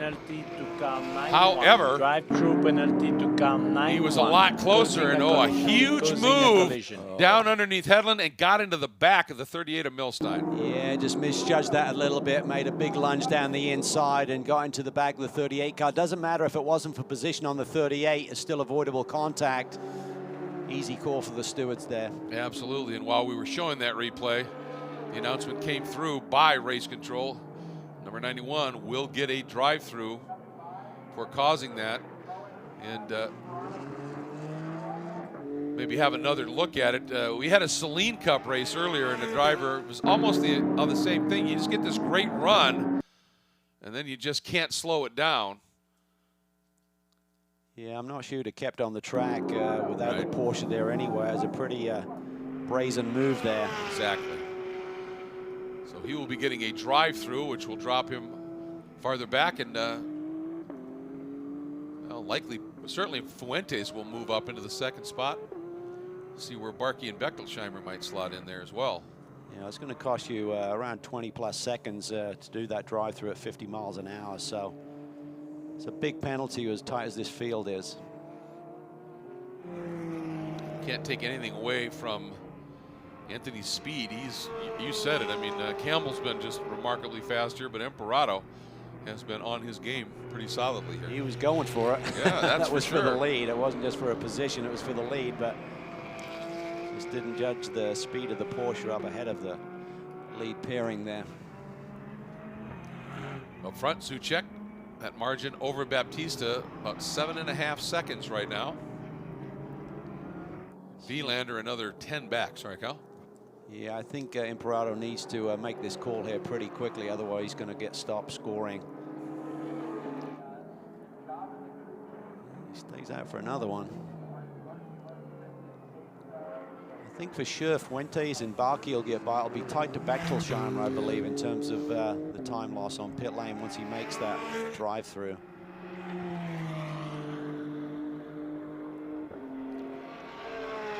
think, I mean, it's pretty fair evidence of what happened here, and I can't imagine that, especially having potentially seen that replay a couple of times, that the crew thinks there's any realistic argument to dissuade race control from this happening. No, you got 3 to 4 laps to really make that pit stop. Otherwise, they will stop scoring you. But so I'm sure John Wright and the team there will make that call to get him in. Here's Takeda for another AM victory here for Turner Motorsports. Naoto taking over from Takuya Shirisaka, and they've leader in the AM category and running a limited season, but they were really happy to be able to fit in 4 races here with Turner Motorsport here in SRO Motorsports America World Challenge activity after sort of dipping their toe in the water with 1 run last year, and they really enjoyed the experience and said, we'd like to do more of this. They keep themselves fairly busy racing in Asia, but on a couple of openings, and said, well, let's do it. And I think this is their 4th race this year. It is, and really nice driver pairing, lots of fun. They enjoy their racing, and they found a great team to do that with. Turner Motorsports have fun, but they're very serious about their game, synonymous with BMW's success over the years. So Will Turner runs a great operation, and he's happy to have these drivers come over from Asia and run with him. And lest we forget, Will Turner was a real player in the touring car classes here in World Challenge over the years. And here we go, Imperato in for that drive-through.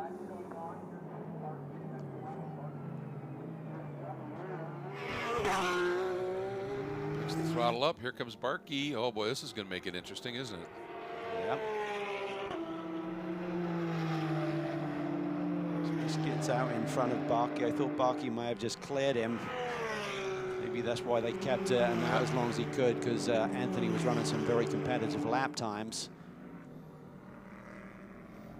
We'll see whether Martin Barkey is able to dig deep, find some speed, and try and catch up and give a run here at Imperato. It's only cost him 1 position, but certainly took away the potential for a race victory. Hedlund now leads from Fuentes. Gap there is about 10 Pit seconds. Stops. Car 7 and car 96 pit stops under review. All right, we get a report here. You heard the 7 of Fuentes and the 96 of Takeda. They're reviewing their pit stops. We only saw there was 1 team that was a little short, but that would have been covered by that Joker. By that Joker. So this would probably be for some pit stop procedural infringement that they're looking at. And so Barkey continuing to run in 4th, but closer to Imperato. Hedlund and Fuentes leading in Pro-Am.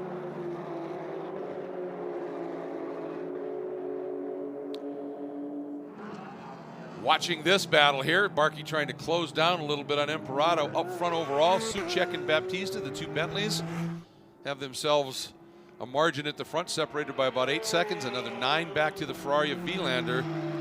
And then another stout run by the Pro-Am combination, Cameron and Hedlund for real-time racing, and the number 43, 4th overall. Just past the point in this race where points will be scored if you're running. So for Barkey and Marcelli, that is important, because that means they should seal the Pro-Am title championship, even though it looks like Dane Cameron will end up with the highest point score because he's not tied with an AM partner for the full season. He basically drops down the order because of that. And that will hand the championship to the Racers Edge group. But it's been a phenomenal season for the number 80 team. Yes, it has. Just making that massive jump up to GT3 competition with immediate success. And hats off to John Maraki and the whole group for putting a program together at this level. And executing it beautifully. They're very impressive what they were able to do here. And for Dane Cameron, he may not officially find himself in a championship scenario, but he will be comfortably the top finishing pro driver in the Pro-Am category. He'd love to have that 2nd title in a week, but absolutely, I don't think it's going to affect his career any. He's certainly a man on a mission right now. 11 wins for the championship season across 2 different categories. If Mike can bring it home tonight. Exactly, exactly. Always have to qualify things here because there's still 20 minutes on the clock.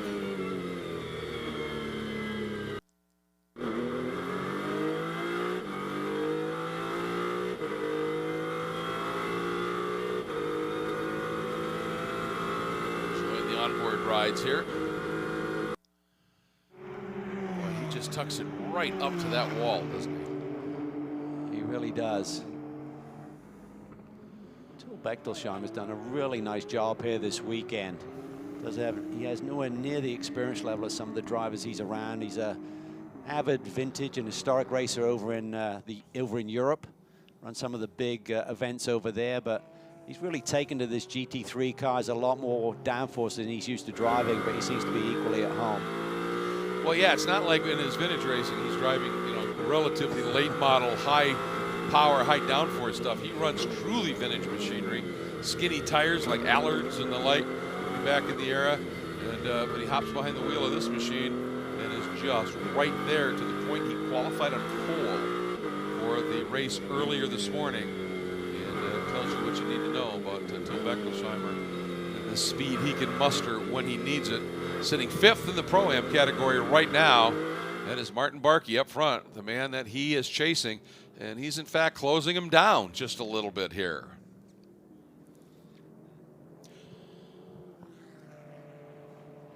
Tony Vilander, 3rd place. And is just seemingly almost settled in here. He's running some quick laps. I mean, a 33.9. But the problem is Baptista, 33.9. Suchek, a 34.6. As he's given up just a little bit on that lap. And for Tony Vilander, just a problematic stop. And prior to the pit stops, I mean, they were right in the mix. Even though Molina had to give up a spot, they were right in the mix. Then the pit stop unfolded, and look at this. The report is it all began when he overshot just a little bit. And the refueler, they couldn't get the fuel hose in. So they had to, and then the car was up on the jack, so at that point, they couldn't move it at all. Meanwhile, the number 43 had been in, but that's what created that initial problem, and it cost them dearly. I believe it was 69 seconds, and the minimum time's 58, so that was 11 seconds that they just left in pit lane. Certainly took the pressure off K-Pax. Yes. Even though they were going to be tough to beat here this evening. Based on some comments we've heard from the team, it may be this last 40 minutes of the race may have been a little tough on the radio. Yeah, Tony's never shy in sharing his opinions, but the team loves his passion. Oh, you bet, you bet. And any comment he's making on the radio is probably talking about himself, because if he did the overshoot, that'll frustrate him, because he is a man who just likes to execute perfectly. And he is something special, truly, behind the wheel of a race car, whatever it is he's racing. And his leadership as well. It's not just his speed, it's the leadership and experience that he brings to the table. He's been a busy, busy driver this year, campaigning in 2 different championships here in North America. He also does Formula One commentary for his native country of Finland. He's got a couple of kids who love to see their dad at home as well. Yeah. Well, I asked him at Road America, I said, Tony, I seem to remember hearing that you were talking about maybe needing to just back out of another one and slow down a little bit. And he said, yeah, he said, I was thinking about that. And he said, my wife and I got to talking, and it was like, you know, this is a sport when you have the opportunity, because, you know, as age moves on, at a certain point, suddenly you're not going to be as much in demand. And we decided, well, then let's do it. No, by the way, also his partner's now in a new Ferrari dealership in Finland. So. Oh, so. And he'll cut your grass next week if look at this little scrap here. Headland's in trouble, I think. Something's he just doesn't wrong. have pace right now, and Fuentes is caught and past him. Wow, yeah, Headland, that lap of 35.7 to Fuentes. Well, this lap now, Headland a 143.1. Yeah, he's got some issue. And there goes Fuentes. If he just had a bobble, and Fuentes just got a charge on him, but see what happens on this lap. Oh, Fuentes is just driving away from him, it seems, here. This is huge. For Fuentes, Road America was the first weekend that they decided to make the step up and give Pro-Am a try after he'd already clinched the Am category. How impressive would it be if he, in only his second event racing Pro-Am, were to be able to get a win? You're in Vegas tonight, look out. Yeah. Renger and Martina celebrating. That is a really good point. Either look out or join the party. I was going to say, stay clear, but stay close. If you're working tomorrow, look out. If you want to have fun, try and join them. Yeah, absolutely. Fuentes driving by Hedlund and being told that's for the lead. You just imagine him trying to contain that. Got to maintain that focus. Picking up the throttle. You can see here now what these laps are. Fuentes' last lap was a 137.1. Hedlund's a 43.1. Fuentes a 36.4 and Hedlund a 38.0, so able to find a little bit of speed once again. He's found some pace again, so I'm not sure if he had an off and just had some marbles on the tires. Well, have to see if he can dig deep now, find it, and get back and take it to Fuentes for the lead in Pro-Am. Today's coverage is being brought to you in partnership with BP Racing Fuel, with Acura, and with Lamborghini.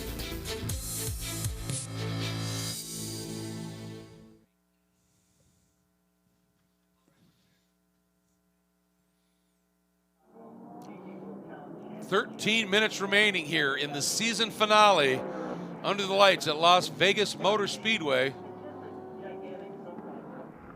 Andy Soucek, he's just got a little rhythm going. He's using those curbs, although he's giving up a little bit here. I mean, Baptista, that margin was 8 seconds not long ago. It's down to 5 right now. Yeah, I'm sure they're just managing it. Yes. Just try not to stretch the tires or anything like that. Just try and bring it home. That was in those last few laps when we saw a couple of cars have some issues this morning. So if you can ease off a little bit, as you said, keep the stress off of all the components, except the one behind the wheel. That's always going to be stressed a little bit here in these last few laps, isn't it? Well, it's been a wonderful partnership between Andy Soucek and Alvaro Perez. Yes. And might not see Alvaro competing here next year, still to be determined. What's pretty impressive is a pairing here. They got their 6th and 7th poles on the season for the team. 3 wins, 11 podiums. It's a remarkable run. They've each had some fast laps. They have been really locked in here. The impressive thing is when one of them maybe has had a little bit of issue, the other one has been able to pick it up and carry it, or offer some suggestions to bring the other one right back into it. They've really worked well as a team.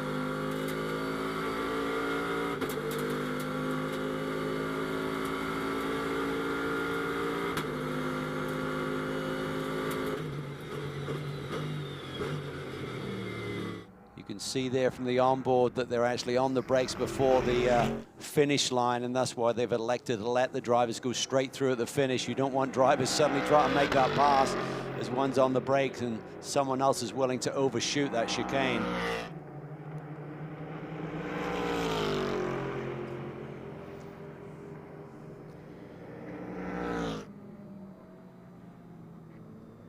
Wow, those rotor glow was something else. Beautiful to watch, that's for sure.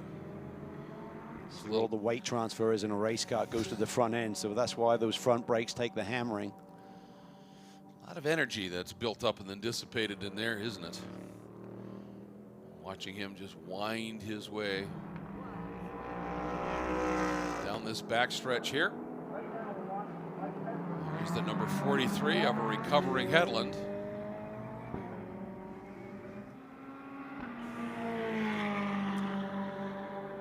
Watching the real-time racing Acura in the hands of Mike Hedlund, but now second in the Pro-Am category. And he's starting to get some speed back in, but had been leading in that category for a long time. But just a few laps ago here, a big moment, Cal.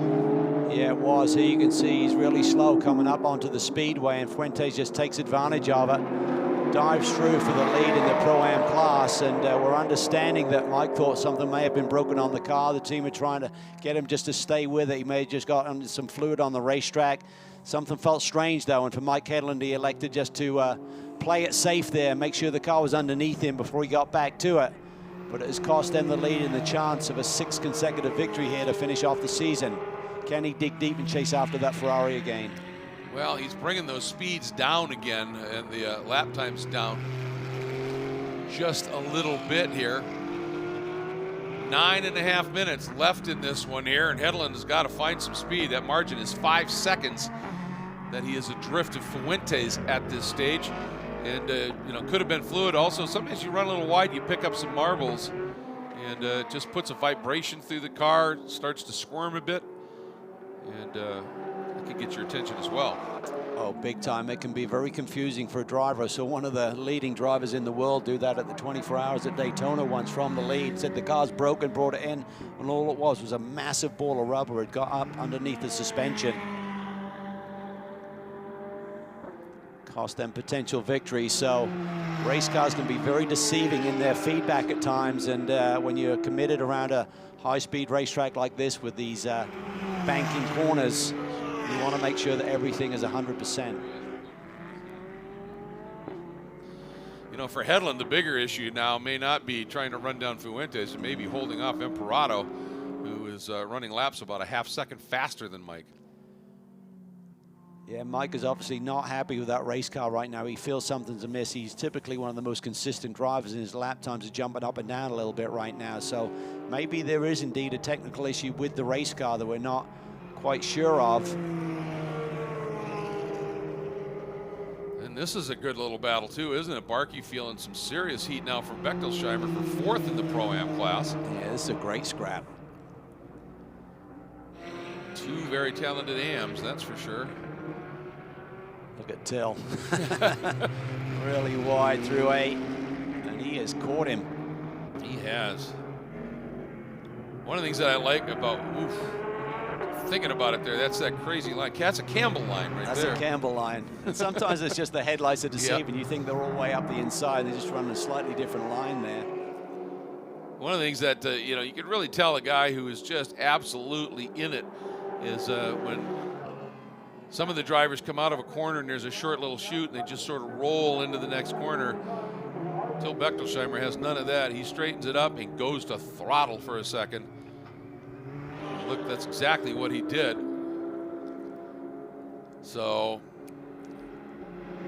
right now, Barkey hanging on in front in this battle for the 4th spot in the Pro-Am class here at Las Vegas.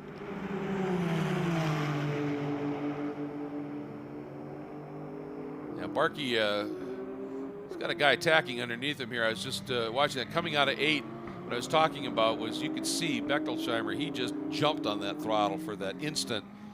You can see that car just plant and squirt and go. See if he, back up here now to the Hedlund-Imperato duel. And that's the first time now Hedlund back down into the low 35s. Imperato a bit quicker, but Hedlund had been running around in the 36s for a bit. Yeah, he's got refocused here, maybe got his confidence back, assured himself that the car is fine. And finished below 2nd place. 5 wins, 6 wins.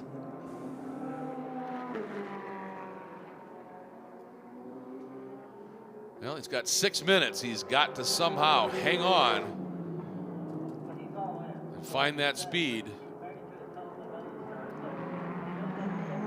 You've got to believe the way we've seen him drive, if he determines that, okay, yep, the car is okay, he can do it.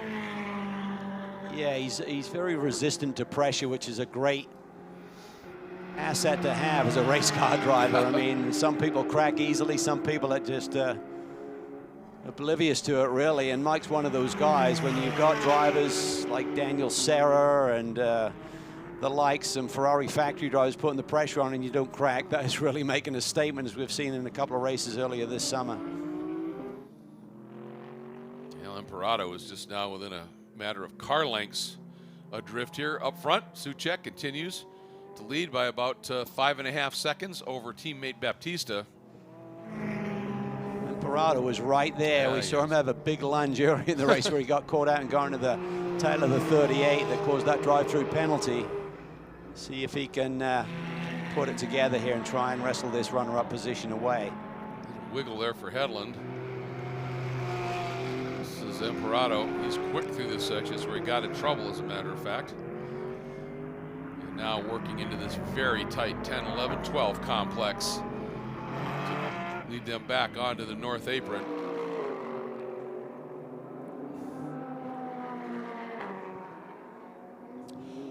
Battle for second in Pro-Am is about as close as it gets right now. Mike Hedlund has been able to recover a little bit of speed, maybe as a result of that, a little bit of confidence in that number 43 Acura from Real Time. But Anthony Imperato, he is in full attack mode right now in that right Porsche. Yeah, really nice job there through the chicane. Mike Hedlund now hitting his marks once again. Going to try and hold off Imperato. He and Cameron have never finished lower than second. They've had 6 victories, 1 runner-up finish. This is their 8th race together. See if Mike can hang on to that runner-up position here tonight. Down into the infield, turn 3. Closing in on 3.5 minutes remaining. They are now 6.5 seconds behind Fuentes in the Squadra Corsa Hublot Alpha Prime Ferrari. And they're all running very similar lap times. Fuentes, Hedlund, and Imperato all within 1/10 of a second of one another right now at the pace at the end of this race. Yeah, of the 3, Imperato has been able to dip into the 34s on occasion here. Tony Vilander just laid down his fastest lap of the race. Just continues to dig. And that's the fastest lap for that race car as well tonight. One thing I'm sure with all of the years and all of the races he's done, he knows, never give up, keep pressuring, something can happen. That's right. There's a little slip by one of those leaders, you want to be close enough to take advantage. Here's a look at the number 3 running second, Baptista for K-Pax in the Bentley Continental GT3. Not quite the dominated finish to the season that we saw from Baptista last year, where he swept both rounds at Watkins Glen.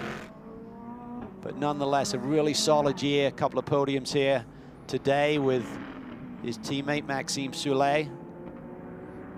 A great way to finish the championship season after a little bit of disappointment.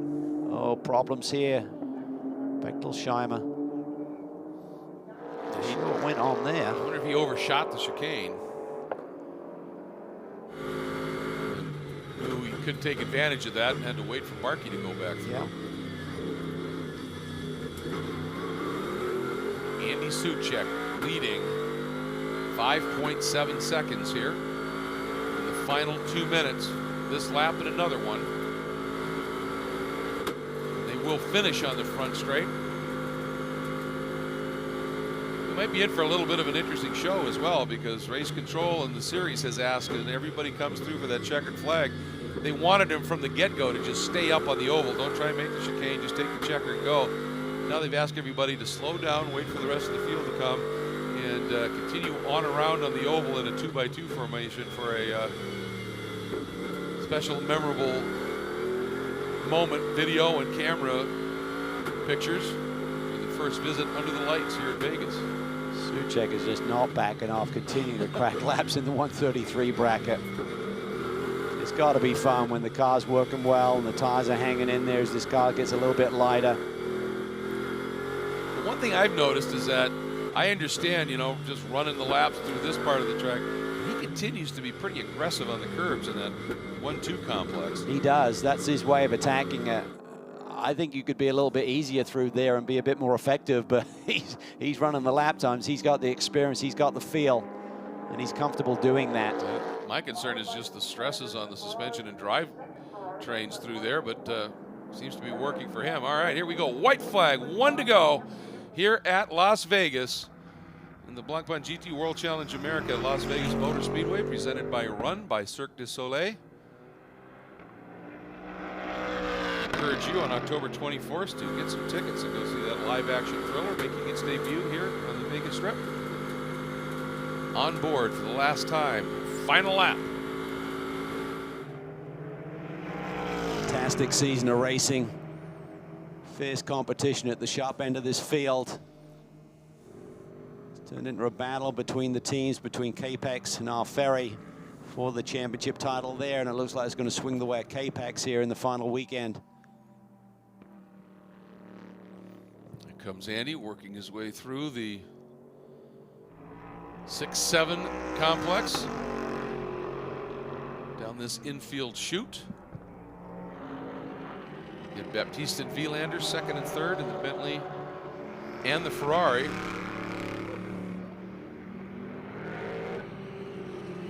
Fuentes just turned to 36, Fuentes did, and the others turning 34, so he gave up a little bit here, but he knows it's last lap as well.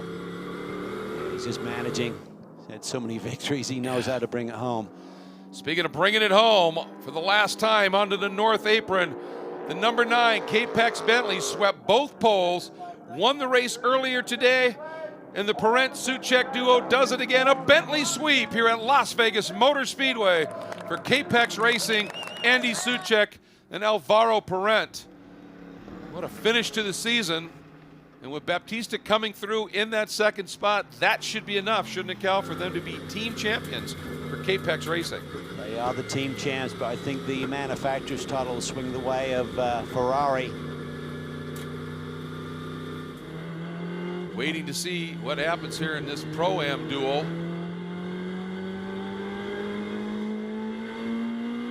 A bit behind these guys here. There is Fuentes. See those headlights dancing behind him of Hedlund. So it's fairly close here. I think it may be the 0-4 between the 7 and Hedlund, actually. You can see that TR3 Racing team. Ringer standing down there. Fuentes up onto the banking. Comes through. He had a heck of a season with 8 wins in the AM category. And in his second weekend of racing in Pro-Am, wins it there, and you can see the delight from that TR3 Racing crew. Absolutely elated. When Renger van de Zande steps in and gets himself a win in his second start after missing things for a while. That's just awesome. Hedlund did hang on for second, Cal, so a good run there, but boy, Imperato was relentless, wasn't he? Only 4/10 behind Hedlund at the line. Kept the pressure on. Certainly some great performances here today. I think Mike will be a bit disappointed. Just something felt amiss with the car there momentarily. Allowed Fuentes by for the lead. But nonetheless, a very strong season for the 43 squad. Here you have a look at the provisional standings. Suchek, Parent over Soule and Baptiste in the team Bentleys. Vilander and Molina in the Ferrari third. And then a great battle at the end with Fuentes hanging on over Hedlund, Imperato, Barkey, and Bechtelsheimer. Your top 5 in Pro-Am under the lights in Vegas.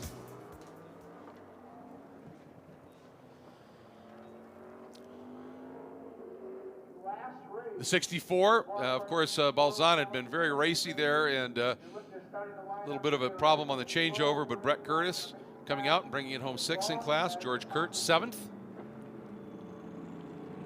There we go. Bringing the guys up to run 2x2 here. Andy forgot the memo. I think he did. I think he was just savoring the moment and then got the reminder. Oh, they're trying to do this little special scenario here. Here they are bringing him in.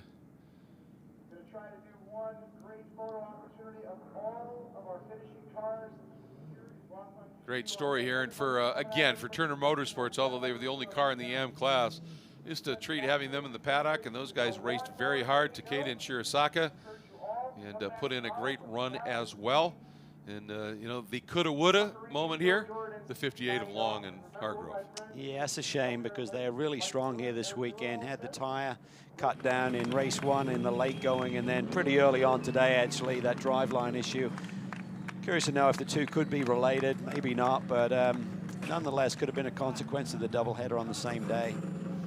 Yeah, very good point, very good point.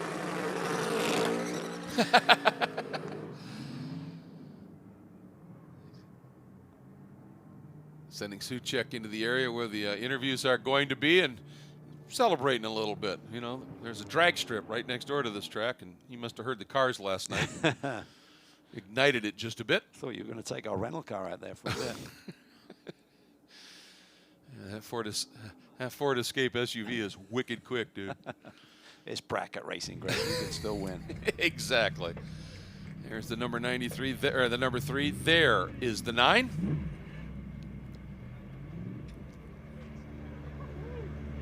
And there's the celebration getting out of the car. Boy, what a day. You know, normally we'd say what a weekend, but I mean, this is all unfolding in one day here. It's pretty amazing for the K-Pex team. Tony Vilander pushing hard at the end, but just couldn't make up that time. And finished back a bit in the order here.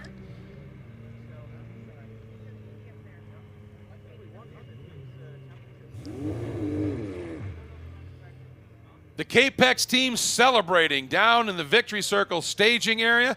Let's get right down to Ryan. Well, a great 1-2 for the K-Pax Bentley team and a team's championship for the team as well. Andy Suchak, you led home that 1-2 finish. It really was a team effort. And to bring the team the championship, what does that mean?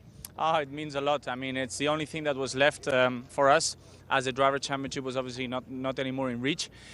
We secured the second place in the championship in race 1, and we just tried to win the team championship in race 2, which we did, thanks to some mega pit stops from the team as usual. I mean, the guys are working really hard on getting the pit stops well.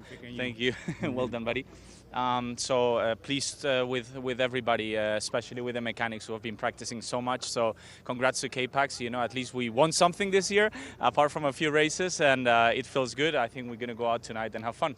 Enjoy it. Thank you.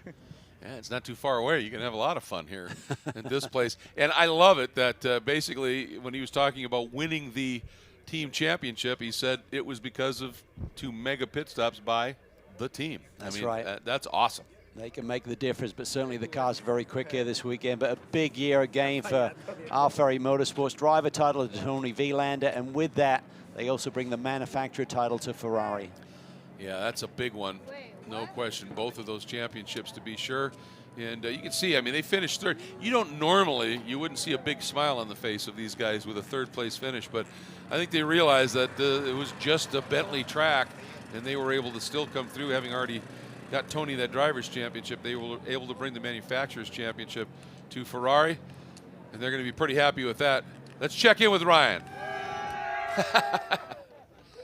Let's go ahead and chat with the Pro-Am Drivers Champions. They come from the Racer's Edge team, Martin Barkey, Kyle Marcelli. It's been a great season for you guys, and it ends in a title. How special, Martin? Yeah, couldn't see. Like, I just couldn't expect that. I don't know what to say, really. You know, you already mentioned the Racer's Edge guys. They've done a great job, and HPD has always given us a great car, and the support from HPD has been amazing. And, you know, I can't say enough about this guy. He makes me a better driver each and every race, so I hand it off to Kyle. You've been fast all season, Kyle. Some overall polls right there in the mix with the fastest of the bunch. Do you think this is a statement season for you? I hope so. I mean, it was a pleasure to be here, a pleasure to be a part of the SRO Championship. You know, first year in the Acura NSX, and it was just an amazing car to drive. And, you know, Racer's Edge, they really stepped it up this year. It was a new program, and to compete against the best. I want to say thank you to Real Time. You know, Dane and Mike, those guys set the bar high for us all year long, and it was fun to just dig deep and chase them. And it's a lot of fun to share the seat with this guy. I've known him forever, and to get that championship means a lot. Wonderful season. Congratulations. Thank you so much. You can see the emotion there for Martin Barkey, and it's totally understandable here to end up in that first season in GT3 competition to find themselves as a champion teamed, of course, with a guy like Kyle Marcelli. So absolutely remarkable season for the Racer's Edge team champions, Martin Barkey and Kyle Marcelli in Pro-Am.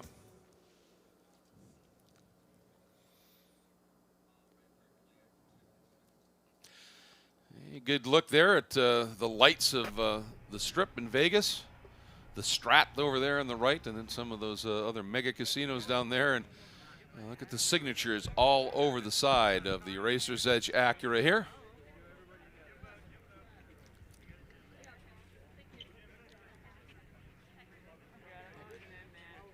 And again, Bechtelsheimer, he gave it his all late in the going. I mean, he was 0.2 behind Barkey at the line there. Yeah. So Till was giving it as much as he could. He really did a great job here this weekend, and a great way to finish the season for Gradient Racing. Leading race 1 in the Pro-Am class for a number of laps. That was really a statement, and will give them a lot of confidence heading into the off-season. Absolutely, and deservedly so, certainly. And again, that 1-2 by the Bentley boys up front, Vilander in the Ferrari, along with Miguel Molina sitting there in third, and then Fuentes. And Hedlund recovered fairly well, didn't he? I mean, his last lap, he got right back down into the low 135 range. So when that confidence came back, so did the speed. Yeah, I think so. That may have been his fastest lap of the race, actually. That's a good point. I'm not sure if he was cutting into the 34s in the earlier going. So, yeah, he suddenly had a moment there. Car didn't feel right, thought maybe something was broken. And that hesitation at this level, suddenly Fuentes was through for the lead. Did a nice job. And for Brett Curtis, just nice to have him back racing after that back issue that he had earlier when he was running with Dane Cameron in the number 43. And it was basically he didn't fit in the car well, and it tweaked his back a little bit. And the reason he came back with the Ferrari was he said it's just ergonomically inside the car. It works better for my build. And so to have him back in it, and hopefully we'll see him be able to make some more starts and get that racecraft as well. Yeah, I mean, he's run with Scuderia Corsa before in other races, so I think that was a good fit for him, and good for him to knock the rust off once again. I mean, when you're out for several months and you dive back in at the deep end, it's hard to put it at the sharp end of the grid. Impressive stuff. Well, I'll tell you, just a pretty remarkable season that we've seen unfold with great battles in all of the categories, to be sure. And a lot of excitement here, certainly. And this is it, the season finale. Under the lights here in Las Vegas. And really, the cars looked great under the lights. The racing was strong. And it was a lot of fun to be able to finish the season here at Las Vegas here at Las Vegas Motor Speedway.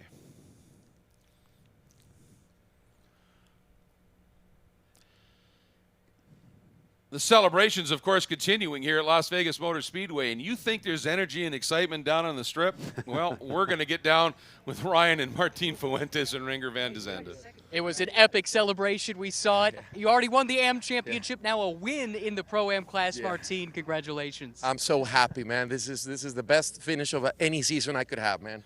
Renger drove his butt off, and I'm just happy. Everything came out well. Greg, TR3, everything was amazing, man. It was a great weekend.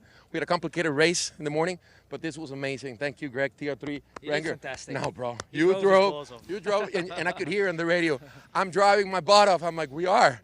But it feels so good, man. Thank you, everyone that supported us. Enjoy the party. Oh, we will. Woo! And you can see the celebration there. We saw right as that car flashed through for the TR3 crew. They were about as amped as these guys were, Cal.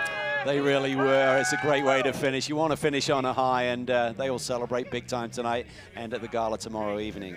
Look at that. Hugs for pit officials. That is love right there. When things get excited like that, that is awesome. And, of course, he's probably heading to get a little coffee here back in the paddock area as they're walking off here. But, again, just a remarkable season that we've seen unfold, and producing some great drives, some great battles throughout, and some great championships when it all unfolded here under the lights at Las Vegas Motor Speedway. Let's take a look at some highlights from this season finale. Under the lights and at the start, it was almost a rinse and repeat from the race earlier in the day as Miguel Molina took the Hargrove line up into turn 8. He did. He tried to force the issue around the outside on Alvaro Prent. Didn't give him a lot of room. Molina forced the issue, got to the lead, but then got called for track limit violation and to give the lead back. Which he duly did and timed it to perfection to not let both of the Bentleys through. And then that close little moment right there, that gives you an idea of just how fierce the action was. He was split by the Bentleys at this point. Problems for Pat Long, which was a huge story, of course, just for Porsche and that team, but also the Manufacturers' Championship. Then the team car, bit of a mistake, Cal. Yeah, Parado just trying to force the issue on Hedlund. Gets into the back of the 38. He gets a drive-through penalty. Then Hedlund felt there was something wrong with the car. Martin Fuentes pounces for the lead and the Pro-Am win. And at the end, it was the number 9 of Suchek and Parent sweeping the weekend pole and win for Bentley and K-Pax.